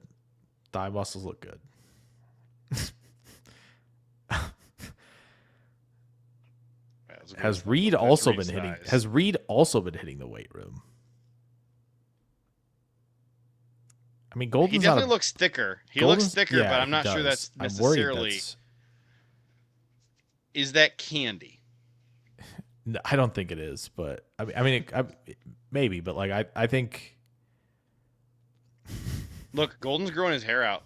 This is like year 2. I know. Why Joe, did him and Reed are twinning almost? I know. It's pretty close. But this has been a thing though for the Packers. Like in year 2, their wide receivers start growing their hair out. Christian true. did it. Devontae Yeah, he did did. it. That's right. There was one more. Oh, Wicks started doing it in year 2. That's a good one. Savion already had long hair. Who else? There was somebody else who started doing it in year 2. Did Lazard have it big one year too? I feel like maybe one year he had it big. He did a fro, and I don't know if he was trying to grow it out long and gave up on it. That might have been. I got the sense he just liked the fro. Yeah. Yeah. I don't know. I don't really like the fro. It's all right. I like the long hair. The fro doesn't do much for me. There is an All-Pro in that What is picture this though, tattoo? which is really good news. Quit zooming in on Reed's butt, you stupid computer. What is that G right there? Probably It's like golden. God? I don't know. God could be. Yeah. Peace on the right. Peace and goodness, maybe. Yeah, I don't know. Peace, God. Peace, God. Or maybe this is fearless. Fear and Oh, it could be Fear God. Fear Yeah. God. I bet you that's what it is. It's Fear God. That's probably 12 for this might have confirmed that. Yeah. All right. Thank you. Do we want to see how the future All-Pro looks though in the picture? Instead of talking about the receivers. Looks good. Not a ton to see from his back. Looks good. What if all 3 of them are all pros? No, I don't think so, buddy. You're telling me what that if the 2 you're of the 3 telling are me all pros? I can't imagine it wouldn't be Watson from the receiver room, but I mean, Golden and Cooper as all pros would be pretty sick. I mean, we all agree it's not going to be Reed, even though I don't think so, just because I don't know how much he's going to command in the offense. Like, I feel like he's going to be extremely impactful when he's healthy, but I don't know about all pro. If I had to bet on if you had 3 all pros, yeah. Let's say, should we say 3 or 4? I don't know. Let's go with 3. What? 3 all pros to hand out to this future Packers team. Who are you handing them to right now? If you had to. I don't want to answer that right now. I want to save that for next week because Too bad. I asked turn it it. into a more interesting. No. I think we can turn it into a more I asked interesting the long question. form conversation and say like, who do you think it would be and who would it be the best for it to be? Man, Let's save it for next week. Derailed's got too structured, man. Derailed's got too structured. What happened? What happened to the game I love? We're at an hour and a half. What We're at happened an to the hour and a game- half. What happened to the- You've let me get through like a quarter of the questions that I had. What happened to the game I love? You don't All want right. to talk about the offensive line and Zach Tom? No, let's go. That's the Let's next do it. one. Let's do it. Oh, So- man. So funny. Zach Tom might be the biggest out of everybody. Ooh, He yeah. might Put those be in the the comments. biggest- I'll save them. Non-quarterback injury variable on the team, even greater than Mike For sure. Parsons. For sure. Because everyone else was cheeks other than him last year. So, yeah. Zach Tom That's how missing that games last year hurt the offense badly. For sure. If he's not fully healthy, the entire plan for your offense has to change. Man, perhaps they should have added more offensive linemen in the draft. We had like 4 months to talk about the draft. I think it's time for us to talk about guys who are on the roster. Just saying, man. Tool Just this saying, says we could have had Burton and Pregnon. Come on, man. Could have, would Come have. on, man. If we had a Your guy, Markel Bell. Come on, man. Could have been fun. Could have been a Bell's good not time. my guy. You definitely like Markel Bell. What are you talking about? I didn't want to draft him. What? I'm scouring the tape back. I'm reviewing the tape on this one. I'm sure at some point I said, like, here's what I like about Markel Bell. But he was super raw. With where he was projected to go, I will. and with the amount of development left for him, I will find it. Guaranteed. I will find it, JJ. I hope I that will the find mic the is picking clip. up what you're saying I enough will so that find the clip. the audio-only crowd, when they're Gets a listening, little to this, doesn't think that terrified. Yeah. Their car stereo is broken. There's they're a little concerned. All right. Yeah, so Do you back to the agree offensive that line. Zach Tom is a more important player to the Packers than Yeah, Micah he's a glue guy. Parsons? Yeah, he's probably the biggest non-quarterback glue guy. No disrespect to Parsons. I just think the drop off is bigger. Like your week one right tackle is probably Darian Kennard if Zach Tom can't go. And so you're talking about Jordan Morgan at left tackle. If you're lucky, Aaron Banks feels like playing in week one and is there. Otherwise, it's almost certainly Jagger Burton. Sean Ryan at center. Anthony Belton at right guard. Darian Kennard at right tackle. Frankly, of those five guys, who's the best player? Is it Jordan Morgan or Jagger Burton of those five guys? Man. I really wish we drafted Josh Simmons and not Matthew Golden. There's a lot of things I wish. I really wish. By the way, did you see we how talked about skinny doing that? Did you see how skinny Josh Simmons is right now? No, but Okay. man, I'm pulling up a picture. what a nice rookie season. Okay, here it is. Here's a I'm picture of upset. him. Is this actually going to be the? Is actually okay. Check this out here. So This is Josh Simmons, a left tackle in the National Football League. He's like 40 pounds lighter than he was last year. fantastic. Look at him. He's a chiseled machine. Okay, if I told you that this man played wide receiver, would you believe me? No, Looking at this picture, he looks. you wouldn't believe I think he looks like Jermichael Finley. Though. he certainly looks like a tight end here. Yeah, you could get me. You could get me to be on that. Yeah. What if I was just like, no, he's On that block. yes, he's freakishly tall, but he's a, you know what though? Those arms, those are not receiver arms. That's offensive lineman the thing. arms. Yeah, that's the thing. That man has some big arms and some big nipples. Yeah. They're pointing right out through his shirt right there. I am really excited to see how he does. So, you know. Not as excited as his nipples are. Okay. Okay. We're past the I mean, it past is. the 1 hour mark. It is very much a like Jordan Morgan's gonna have to be decent at left tackle. He's probably the best. It's probably him then Sean Ryan when Zach Tom's not in. So that's fun. We like that. The playmakers are really good, but can you get them all the ball with enough time back there? Don't know. Yeah, 2-0 for this. I don't know what JJ's on tonight. Not sure. Not sure what path we're going down here, but It's just you're a good right. thing I You don't are still right. have the popsicle right now, or you guys would yeah. really be What's giving me a with the hard time. yeah? What was with the popsicle? We're not talking about that. You know, I was trying to we get a didn't reaction out of you. No, see, here's about. But you didn't bite. No, I think there's like an after show conversation here that we could have about popsicles, but. For the video watchers, right? You're watching this on YouTube. You saw the popsicle. Oh, that sounds so bad. The audio only crowd is like, The audio only crowds. What are you talking? What popsicle? That's why you come over to YouTube. That's why you do that. Meanwhile, they're also trying to mentally picture Josh Simmons' nipples a minute ago.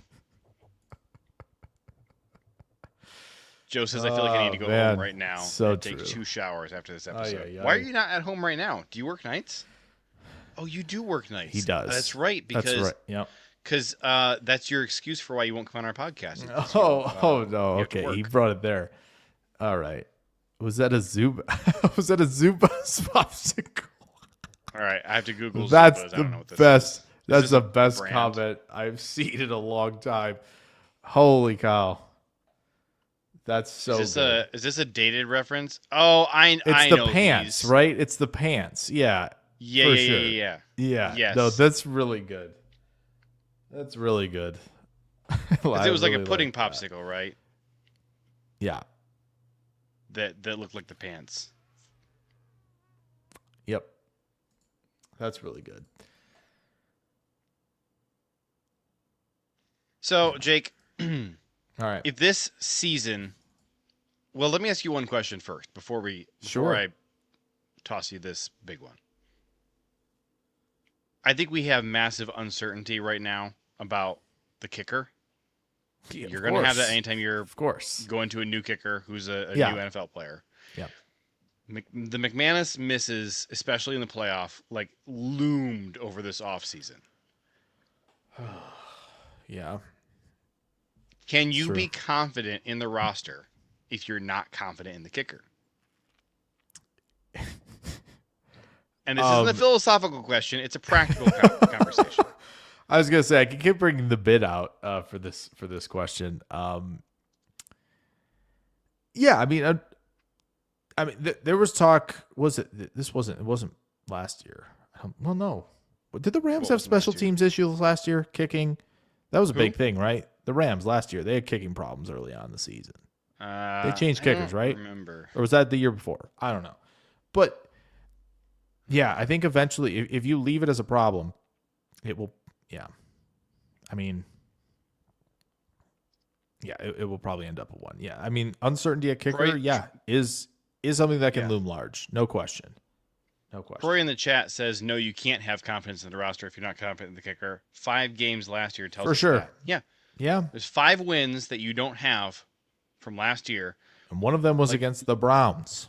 You won 9 games last year. One of my great That could have been calls. 14 had you made all your kicks. We're talking about a freaking 14-win team Would it have been enough though? that doesn't get bounced by the Bears in the playoffs. Well, that's probably if you had a that's right. kicker. They would not have been bounced to the round one. Yeah. Well, you've been bounced, but you wouldn't have been bounced by the Bears. It was Correct. just kind of the only thing that Correct. mattered. Yeah, that was unfortunate. And it's the only thing that mattered to the Packers, too, because they were willing to just gift wrap the Vikings a win by not playing anybody. Yeah. Troy says And I mean- Browns, Cowboys, Eagles, Panthers, Bears, Volume 3. Yep, that's correct. And don't forget that he missed a couple kicks early in that Steelers game. They were trailing at half, and if they didn't have that big rally in the second, it probably would have come down to that again. So there was a chance it would have been 6 based on how bad the kicking was. Now Haversick missed something in the Giants game, so there were other games where it was a problem in some in tight games that they managed to pull out, and so these are the only ones they lost, right? Like they could have lost more potentially because of the kicking. So Yeah. yeah, I mean yeah, and you look at those losses, like how important they were in the And yeah, the Cowboys game in wasn't the, a in loss. the pecking but it order was- of the NFC. It wasn't right? a win. Like It would have been a win if you made your kicks. right in the pecking order of the NFC, there's 4 losses there that are NFC losses. One of them, obviously, a playoff one. That's a win or go home. So yeah, There's also 2 winning catastrophic cures a lot of games on stuff. here. Yes. Winning makes you forget True. about some Good some point, things. Troy. Yeah, absolutely. So here's my question for you, Jake. Yes. And you're not allowed to mention. Did he the miss a draft kick in the Washington your game answer. too? in week 2? Probably he missed a lot of I kicks. feel like he all year. did. Um, I'm not going to look up the stats because I feel like he might have missed. he's not one on the that team one. anymore. So pretty nervous. If the 2026 Packers okay, fail, and we would say the 2025 Packers failed. for sure. If the 2026 Packers fail, this doesn't mean that you don't win a Super Bowl. But like, I think we know the difference between like, yep, that was a successful season, and no, burn it all to the ground. We're all mad. 2023. Love where we finished. Obviously, yes, it sucks going out. I think everybody would point to that as a successful season. Yes, 100%. Despite They made the second really weekend of the playoffs. frustrating middle of the year. Yeah, they made the second weekend of the playoffs with a team that was definitely worse than the 2 years after that. So, okay, he did miss against Washington. I thought so. I thought that was right. So here's my question: if the 2026 Packers fail, what will the reason be? So listen carefully. I'm going to read off. I wrote down 8 options. All right. Okay. I want you to pick which one you think is the biggest reason, and then you can also acknowledge something. You Honorable think, like, mention. This is also a thing. Sure. Okay. Tool for this doesn't even have to hear the options. 88. He says Luke Musgrave. All right. Okay. Micah was not healthy enough soon enough. Okay. The pass rush. You know what? I bumped. So I only have 7 options. These are the. Okay. I was like, wait a minute. This sounds familiar. Sentence 2 of my first one just got bumped to the next line. Pass rush could not survive without him. Okay. Offensive line injuries. So this is a depth conversation. It's not a top end talent. Did you change my display name? Maybe. How dare you? All right, go ahead. I got so tired of Iowa Joe ripping on you in the comments. Okay, I'm not that concerned. He could continue to do so. I don't want a grumpy co-host. That's what I don't want. I don't know what you want me to say. I April is going to probably drive frustration, unfortunately. It's going to leak its way to the season. And 2025 draft, same thing. We're still harping on that. Period. Hey, I let go. When was the last time you heard me grouse about the 2024 draft? At least in the month of May. At the very least in the month of May. All right. Might have been early in the month of May, but it was in the month of May. Do I need to let you change your display name back to what it was before it's okay. you can answer this question? I'm gonna call myself. I'm gonna put lemon in my in my display Lemony next Snicket. week. Yeah. Ooh, that's good. Yeah, I like that. That All right. actually worked. Wow, that's layered. That's so good. I'm doing that for sure. He's typing. For sure. He's typing. I'm not typing yet, but I'm thinking about it. Option 2, offensive line injuries. So this is not a top-end offensive line talent question. I got to let you finish typing before I... Okay. He's not even listening. I am.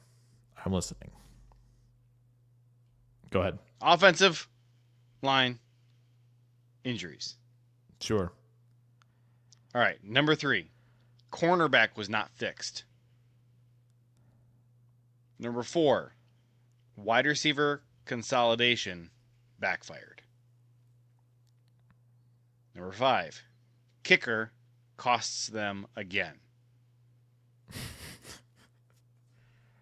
Oh, no. Number 6. Jordan Love regresses. Okay. I wanted to have that in there. All right. Number 7. The roster was just overrated. Oh, no. I just wanted to have the Jordan Love thing in there since you're like such a big Jordan Love doubter and hater compared to me. 7 is so I wanted to give you good. that option to. Oh, 7's a good one now. Because it's, I mean, 7 because it's all encompassing with O-line and corner. Like I get to group all that together. Of like, I don't think the corner room's good enough. I don't think the O-line's necessarily good enough. I mean, yeah, the roster's not up to snuff with the tops of the league. Feels like the answer. And the honorable mention's probably still offensive line. Like, I think that it's just, I know we're worried about Micah coming back and the pass rush and how that's going to start the season.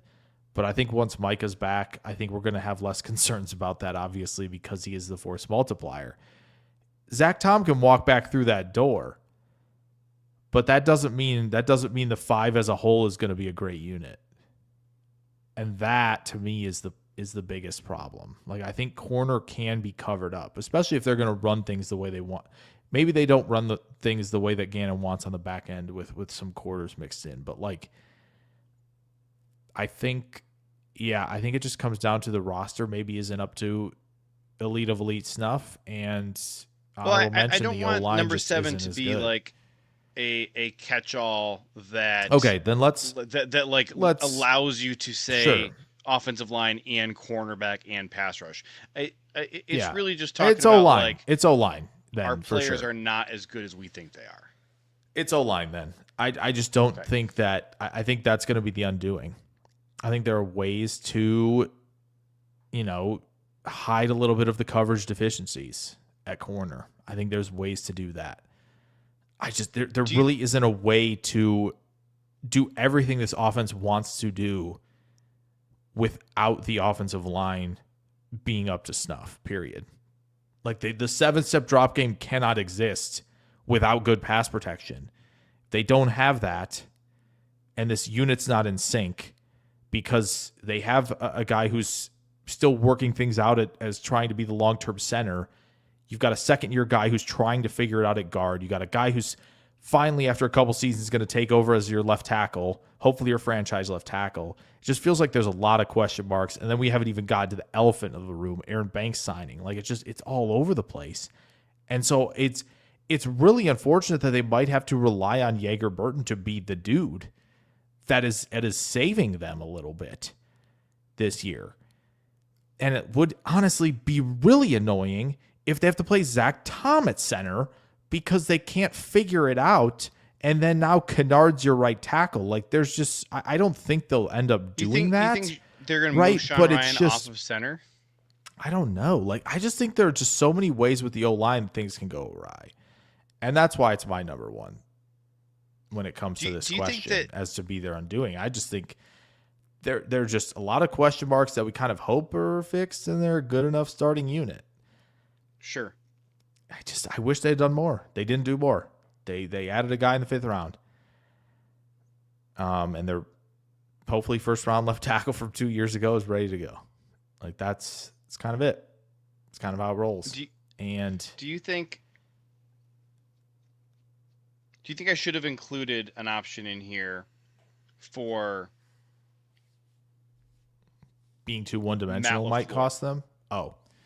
For Matt LaFleur, we don't have the quarterbacks coach. We don't have an offensive coordinator. Is Matt LaFleur not loading up the cupboard on the offensive side of the coaching staff? That's not a bad one to add. Yeah, that'd be interesting to see if anybody clicks and on that. I'm not going to blame LaFleur for roster deficiencies because that's Goody's job, but coaching deficiencies. Yes. I think this is probably. Yeah. This is certainly a top 3 concern for me. Hopefully, the Eagles' offense is so bad they let go of Mandian, and he's able to come back very quickly. That's it. That's the T right there. The Eagles are so bad that they have to have a scapegoat early in the season. Yeah, that's the other bit. Jacob Mung waiting in the wings. True, we might need a new long snapper at some point. It's true. You might need to take over there. Troy says, that's why I say bleep them picks. Go get Josh Sweat and Wanya Morris or Walker Little or some other offensive line piece. Well, I do think philosophically, like, the idea of getting these comp picks, at least, Gladstone in Jacksonville has talked about this. Like, we want these comp picks to eventually be traded for players. And I like that philosophy. I do like that. I think it makes a lot of sense. Like, Devin Lloyd could turn into a, trading for a potential premium position that they need to fill for a stretch run, right? As much as Devin Lloyd's a great linebacker, right? Are you optimizing your resources by paying a linebacker so much money? I don't know. Maybe if he's best of the best, right? If he's Fred Warner, you're obviously doing that. I don't care, right? I don't care what that costs. Yeah. Because he optimizes your defense in ways most can't. But if you don't feel like you're at that level, that's where you kind of go, okay, let's optimize things elsewhere. Let's put ourselves in a position where we can optimize it at other important positions. So, yeah, I think Green Bay loading up on compensatory picks, I get it. I know I know Goody wants to take lots of swings in 2027 draft. I understand.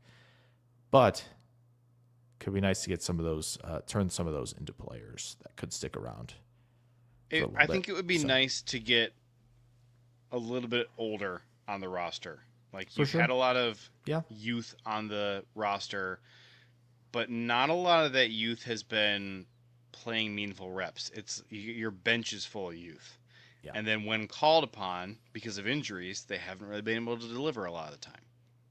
So I think my answer would be 7, the roster being overrated. I look at our biggest concern last year was that we felt like they were too thin at too many positions and would not be able to withstand some injuries. And then you get some extraordinarily bad injury luck of like not just losing a couple of your best players, but losing most of your best players to injury. Completely derailed the season for them. And I feel like, if anything, the roster is thinner now. You have fewer linebackers. You have fewer wide receivers. You have fewer offensive linemen. You have fewer options at running back. You have fewer options at tight end. You don't have the depth at quarterback anymore. Which, I get it. You don't have depth. The reason they had all that depth is because Goody had all those swings in 22 and 23. And I know that's why he wants those swings. I understand. That's why he wants it. He wants to refill the cupboard with depth. But at some point, if you're in a window, might need to go do something. So hopefully this says, I wish we would have gone after the old O-line coach from Philly that left. A lot of us wanted that, but I understand. LaFleur is super loyal to his offensive buddies. I understand. Or I should say his offensive buddies. Yeah. I understand why people want Stoutland. My biggest concern is that Stoutland didn't like the direction Philly was going of like getting out of like almost exclusively inside zone. I don't know if bringing Stoutland in and him talking like, okay, well, if you're just a zone team, like I'm in and I can teach all that. That's my only thing. It's very weird. Because if Green Bay's going to be a power gap team as well, which I think you kind of have to be as the landscape shifts here, maybe that doesn't work for him. I don't know. It's a very weird exit from Philly based on what's happening, what they're trying to do philosophically. It's going to change. It seems like it's going to change. So I don't know if that's exactly why. I've heard a little bit about that. By the way, Jeff Stoutland doesn't have a job right now. Correct. Nobody else hired him. You could still go get him if you wanted to. You could. Yeah, which I'm kind of surprised the teams that are so zone heavy aren't looking at him. Kubiak's going to be very zone heavy in Vegas. Which tells me that there's more to this picture that we're not potentially really yeah. Could be a lot. Who knows what's been going on in Philly the last 3-4 seasons, man. Again, winning cured some of it, but apparently not enough the year after. So, Iowa Joe says, I haven't completely given up on Travis Glover. Big body with good testing. I'm not sure what testing you're referring to that was good. Where is this? I'm so annoyed. I'm saving this image, and it won't let me. Try and put his RAS card up on screen, and it won't let me. This is so annoying. I've saved it twice, and then it's just not available for me to share. This is irritating. All right, try sharing it as a tab. Here's his RAS card.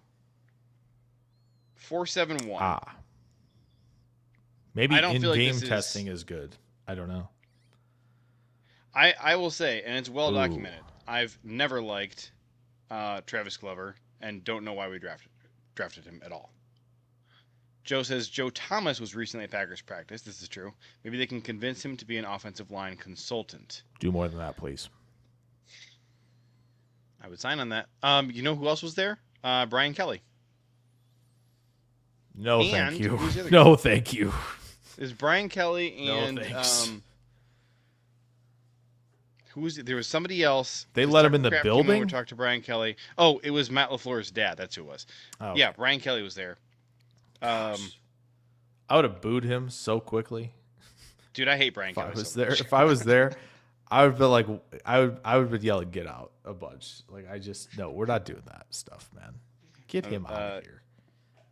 Give me the Meryl Streep. Boo! Disgusting, disgraceful. Would you rather Brian Kelly or Lane Kiffin? Would I rather what?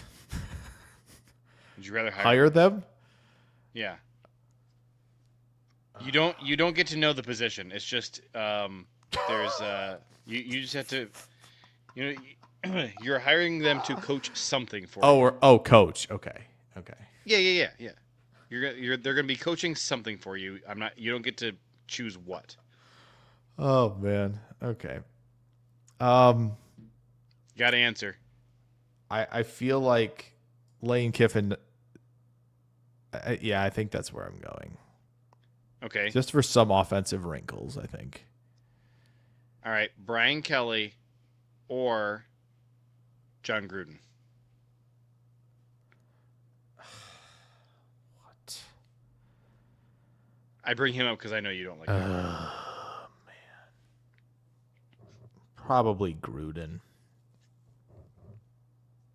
I'm definitely Gruden. I really thought you were gonna say. I'm worried about. I'm worried you're gonna say Brian Kelly or like Sherrone Moore. That was what I was really concerned to be asked. No, Sherrone Moore is not a professional football coach. All right, Brian Kelly. I don't know if Chip Brian Kelly. Kelly's a This is professional tool for this. football coach. So Brian Kelly is like maybe the Mendoza line. they don't scream professional to me. In that sense. Well, that's the thing. None of these guys that So- we're going to be either oring are. Lane or would you Kiffin's rathering are playing super pickleball professional. and going to the spa with. Anyway. Brian Kelly or Chip Kelly? What the heck? I hate this one a lot. If Chip gets the conditioning part of this, that like he was so good with the no huddle, I'll say Chip Kelly.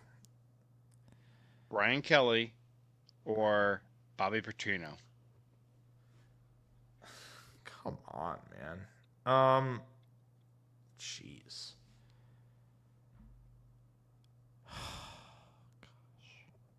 I don't know. I have no idea. This is where it flips for me, and I would take Brian Kelly. I think so. I think you're right. I think that's where I'm leaning. I really hate that question. That was awful. Did not enjoy that one. Which is what I made think it I good. got one that's worse, actually. I Maybe. think this one's worse because I'm I think it's a little harder. Because for me, it's like I'm not even sure who you could put up against Bobby Petrino who would make me pick Bobby. So this one I think is closer. I can find Brian one, I'm Kelly sure. or Josh McDaniels. Oh my gosh. And you can't guarantee what position they. Oh man. Jake hates this game.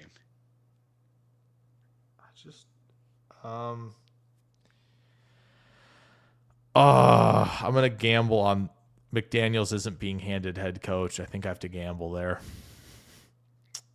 All right. I think I have to gamble. I'm probably going Brian Kelly on this one That's because fair. I really hate Josh It's understandable. McDaniels. Brian Kelly. If the random spin generator lands on offensive assistant, passing game coordinator, offensive coordinator, I've hit it big there. I've picked correctly. If it lands on head coach, I'm screwed. But, got to gamble. Brian Kelly or Brian Ferentz. Joe, I want your answer. Oh no. Who would you rather hire for an undisclosed coaching position? Probably Kelly, I guess. I'm not convinced Ferentz could do anything, so I guess I got to go Brian Kelly there. This Tough. one's a That's clear tough. Brian Kelly, which is brutal. Yeah.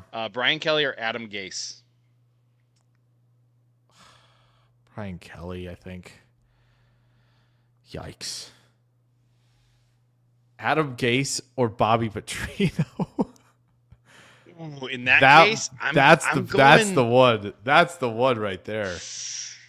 Ooh, that's tough. Oh, Don't like that. That's at brutal. all. Don't like that.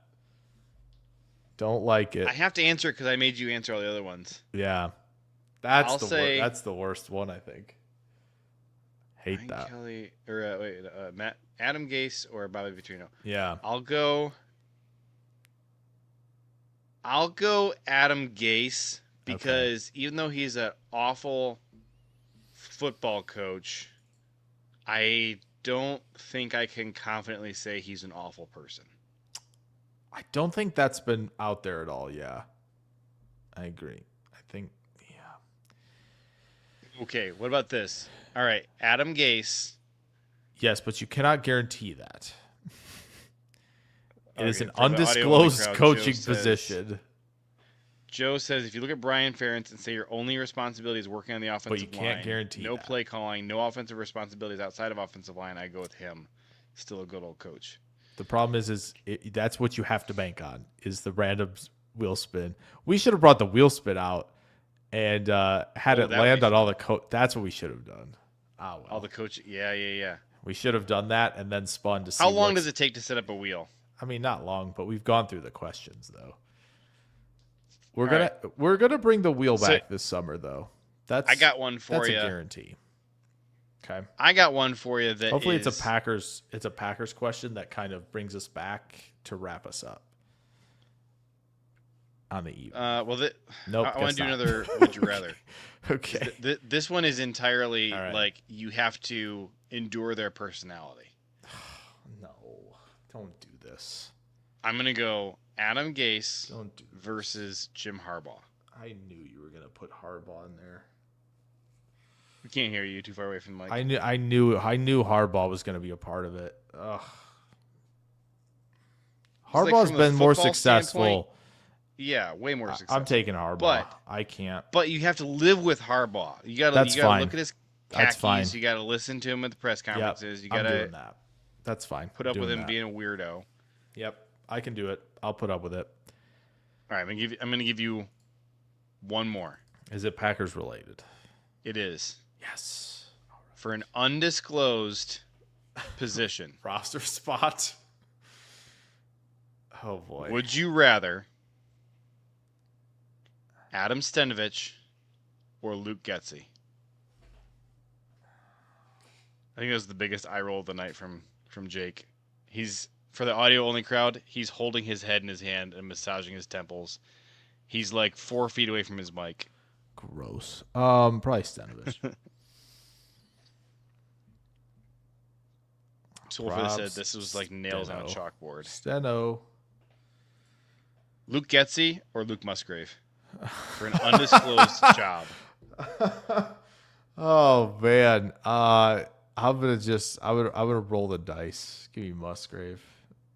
I'm gonna roll the dice. This is either okay, what about this? Fully disclosed. No.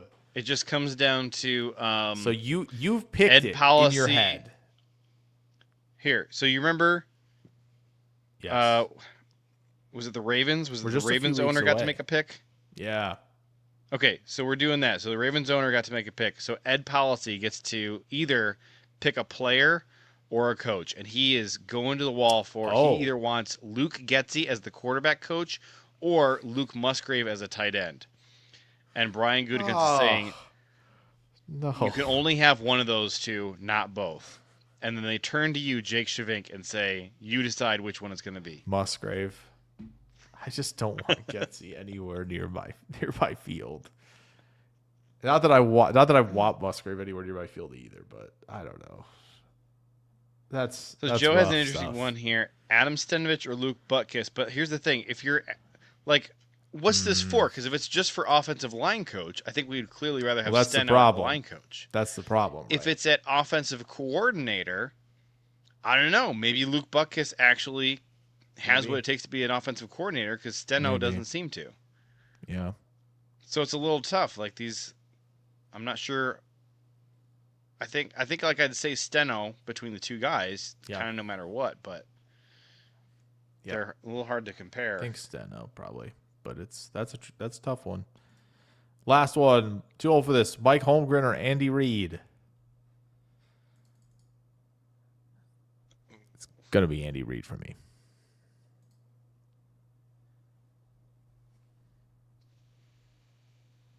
JJ sits and ponders the last question of the evening. Well, let me make a case to you. All right, please do. Both of them were in Green Bay. That's Mike right. Holmgren brought us a Lombardi. Andy Reid did not. True, but Andy Reid does have a lot of Lombardis now. But not for the Packers. He didn't help us. That's all right. I'll take the more successful individual on this one.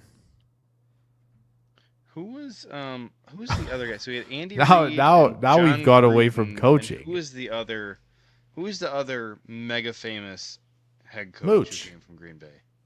Huh? Mooch, right? Mariucci was there. No? I don't think that's who I was thinking of. Maybe No? it was. Yeah. No, was it? I feel like that's who it was. Maybe it was. I feel like it had to be. All right. Well, listen. I think we got to wrap this up. You've done it because again. We just sailed past the 2-hour mark. You've done it again. Good job. Squandered another perfectly good 2 hours here with On a us Monday. on Or Packers Tuesday. Derailed.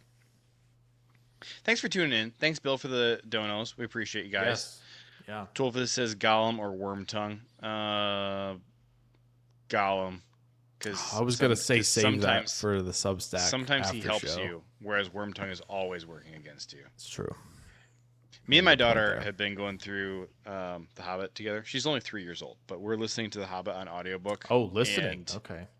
Yeah. There's That's an fun. unauthorized audiobook created by somebody named Bluefax. It's phenomenal. He's a professional mimic, and he does the Andy Serkis Gollum voice perfectly. Oh.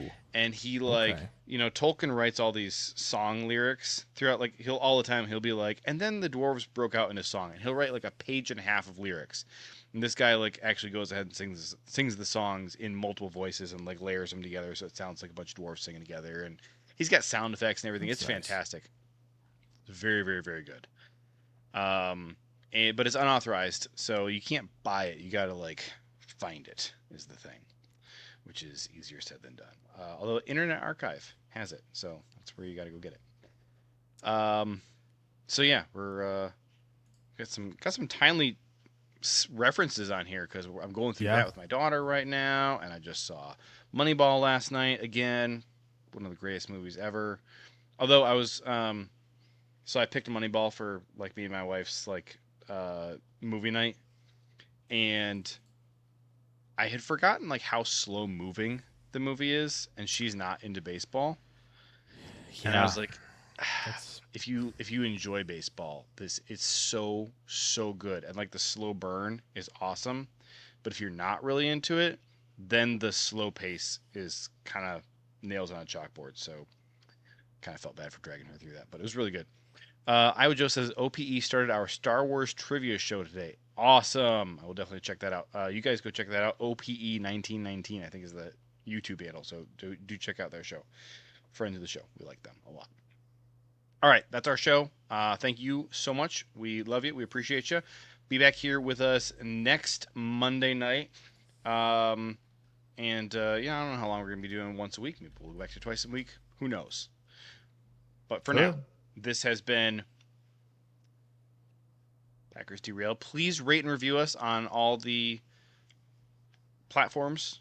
If you listen to us on Apple, please give us an Apple review. If you listen to us on Spotify, please give us a Spotify review. Check out PackerProject.com for Packers news. And if you're not subscribed to the YouTube channel, please do that. We finally got over 1,000 subscribers, so we're fully monetized. Appreciate you guys. Thank you so much for helping us hit that. We'll talk to you guys next week. Go.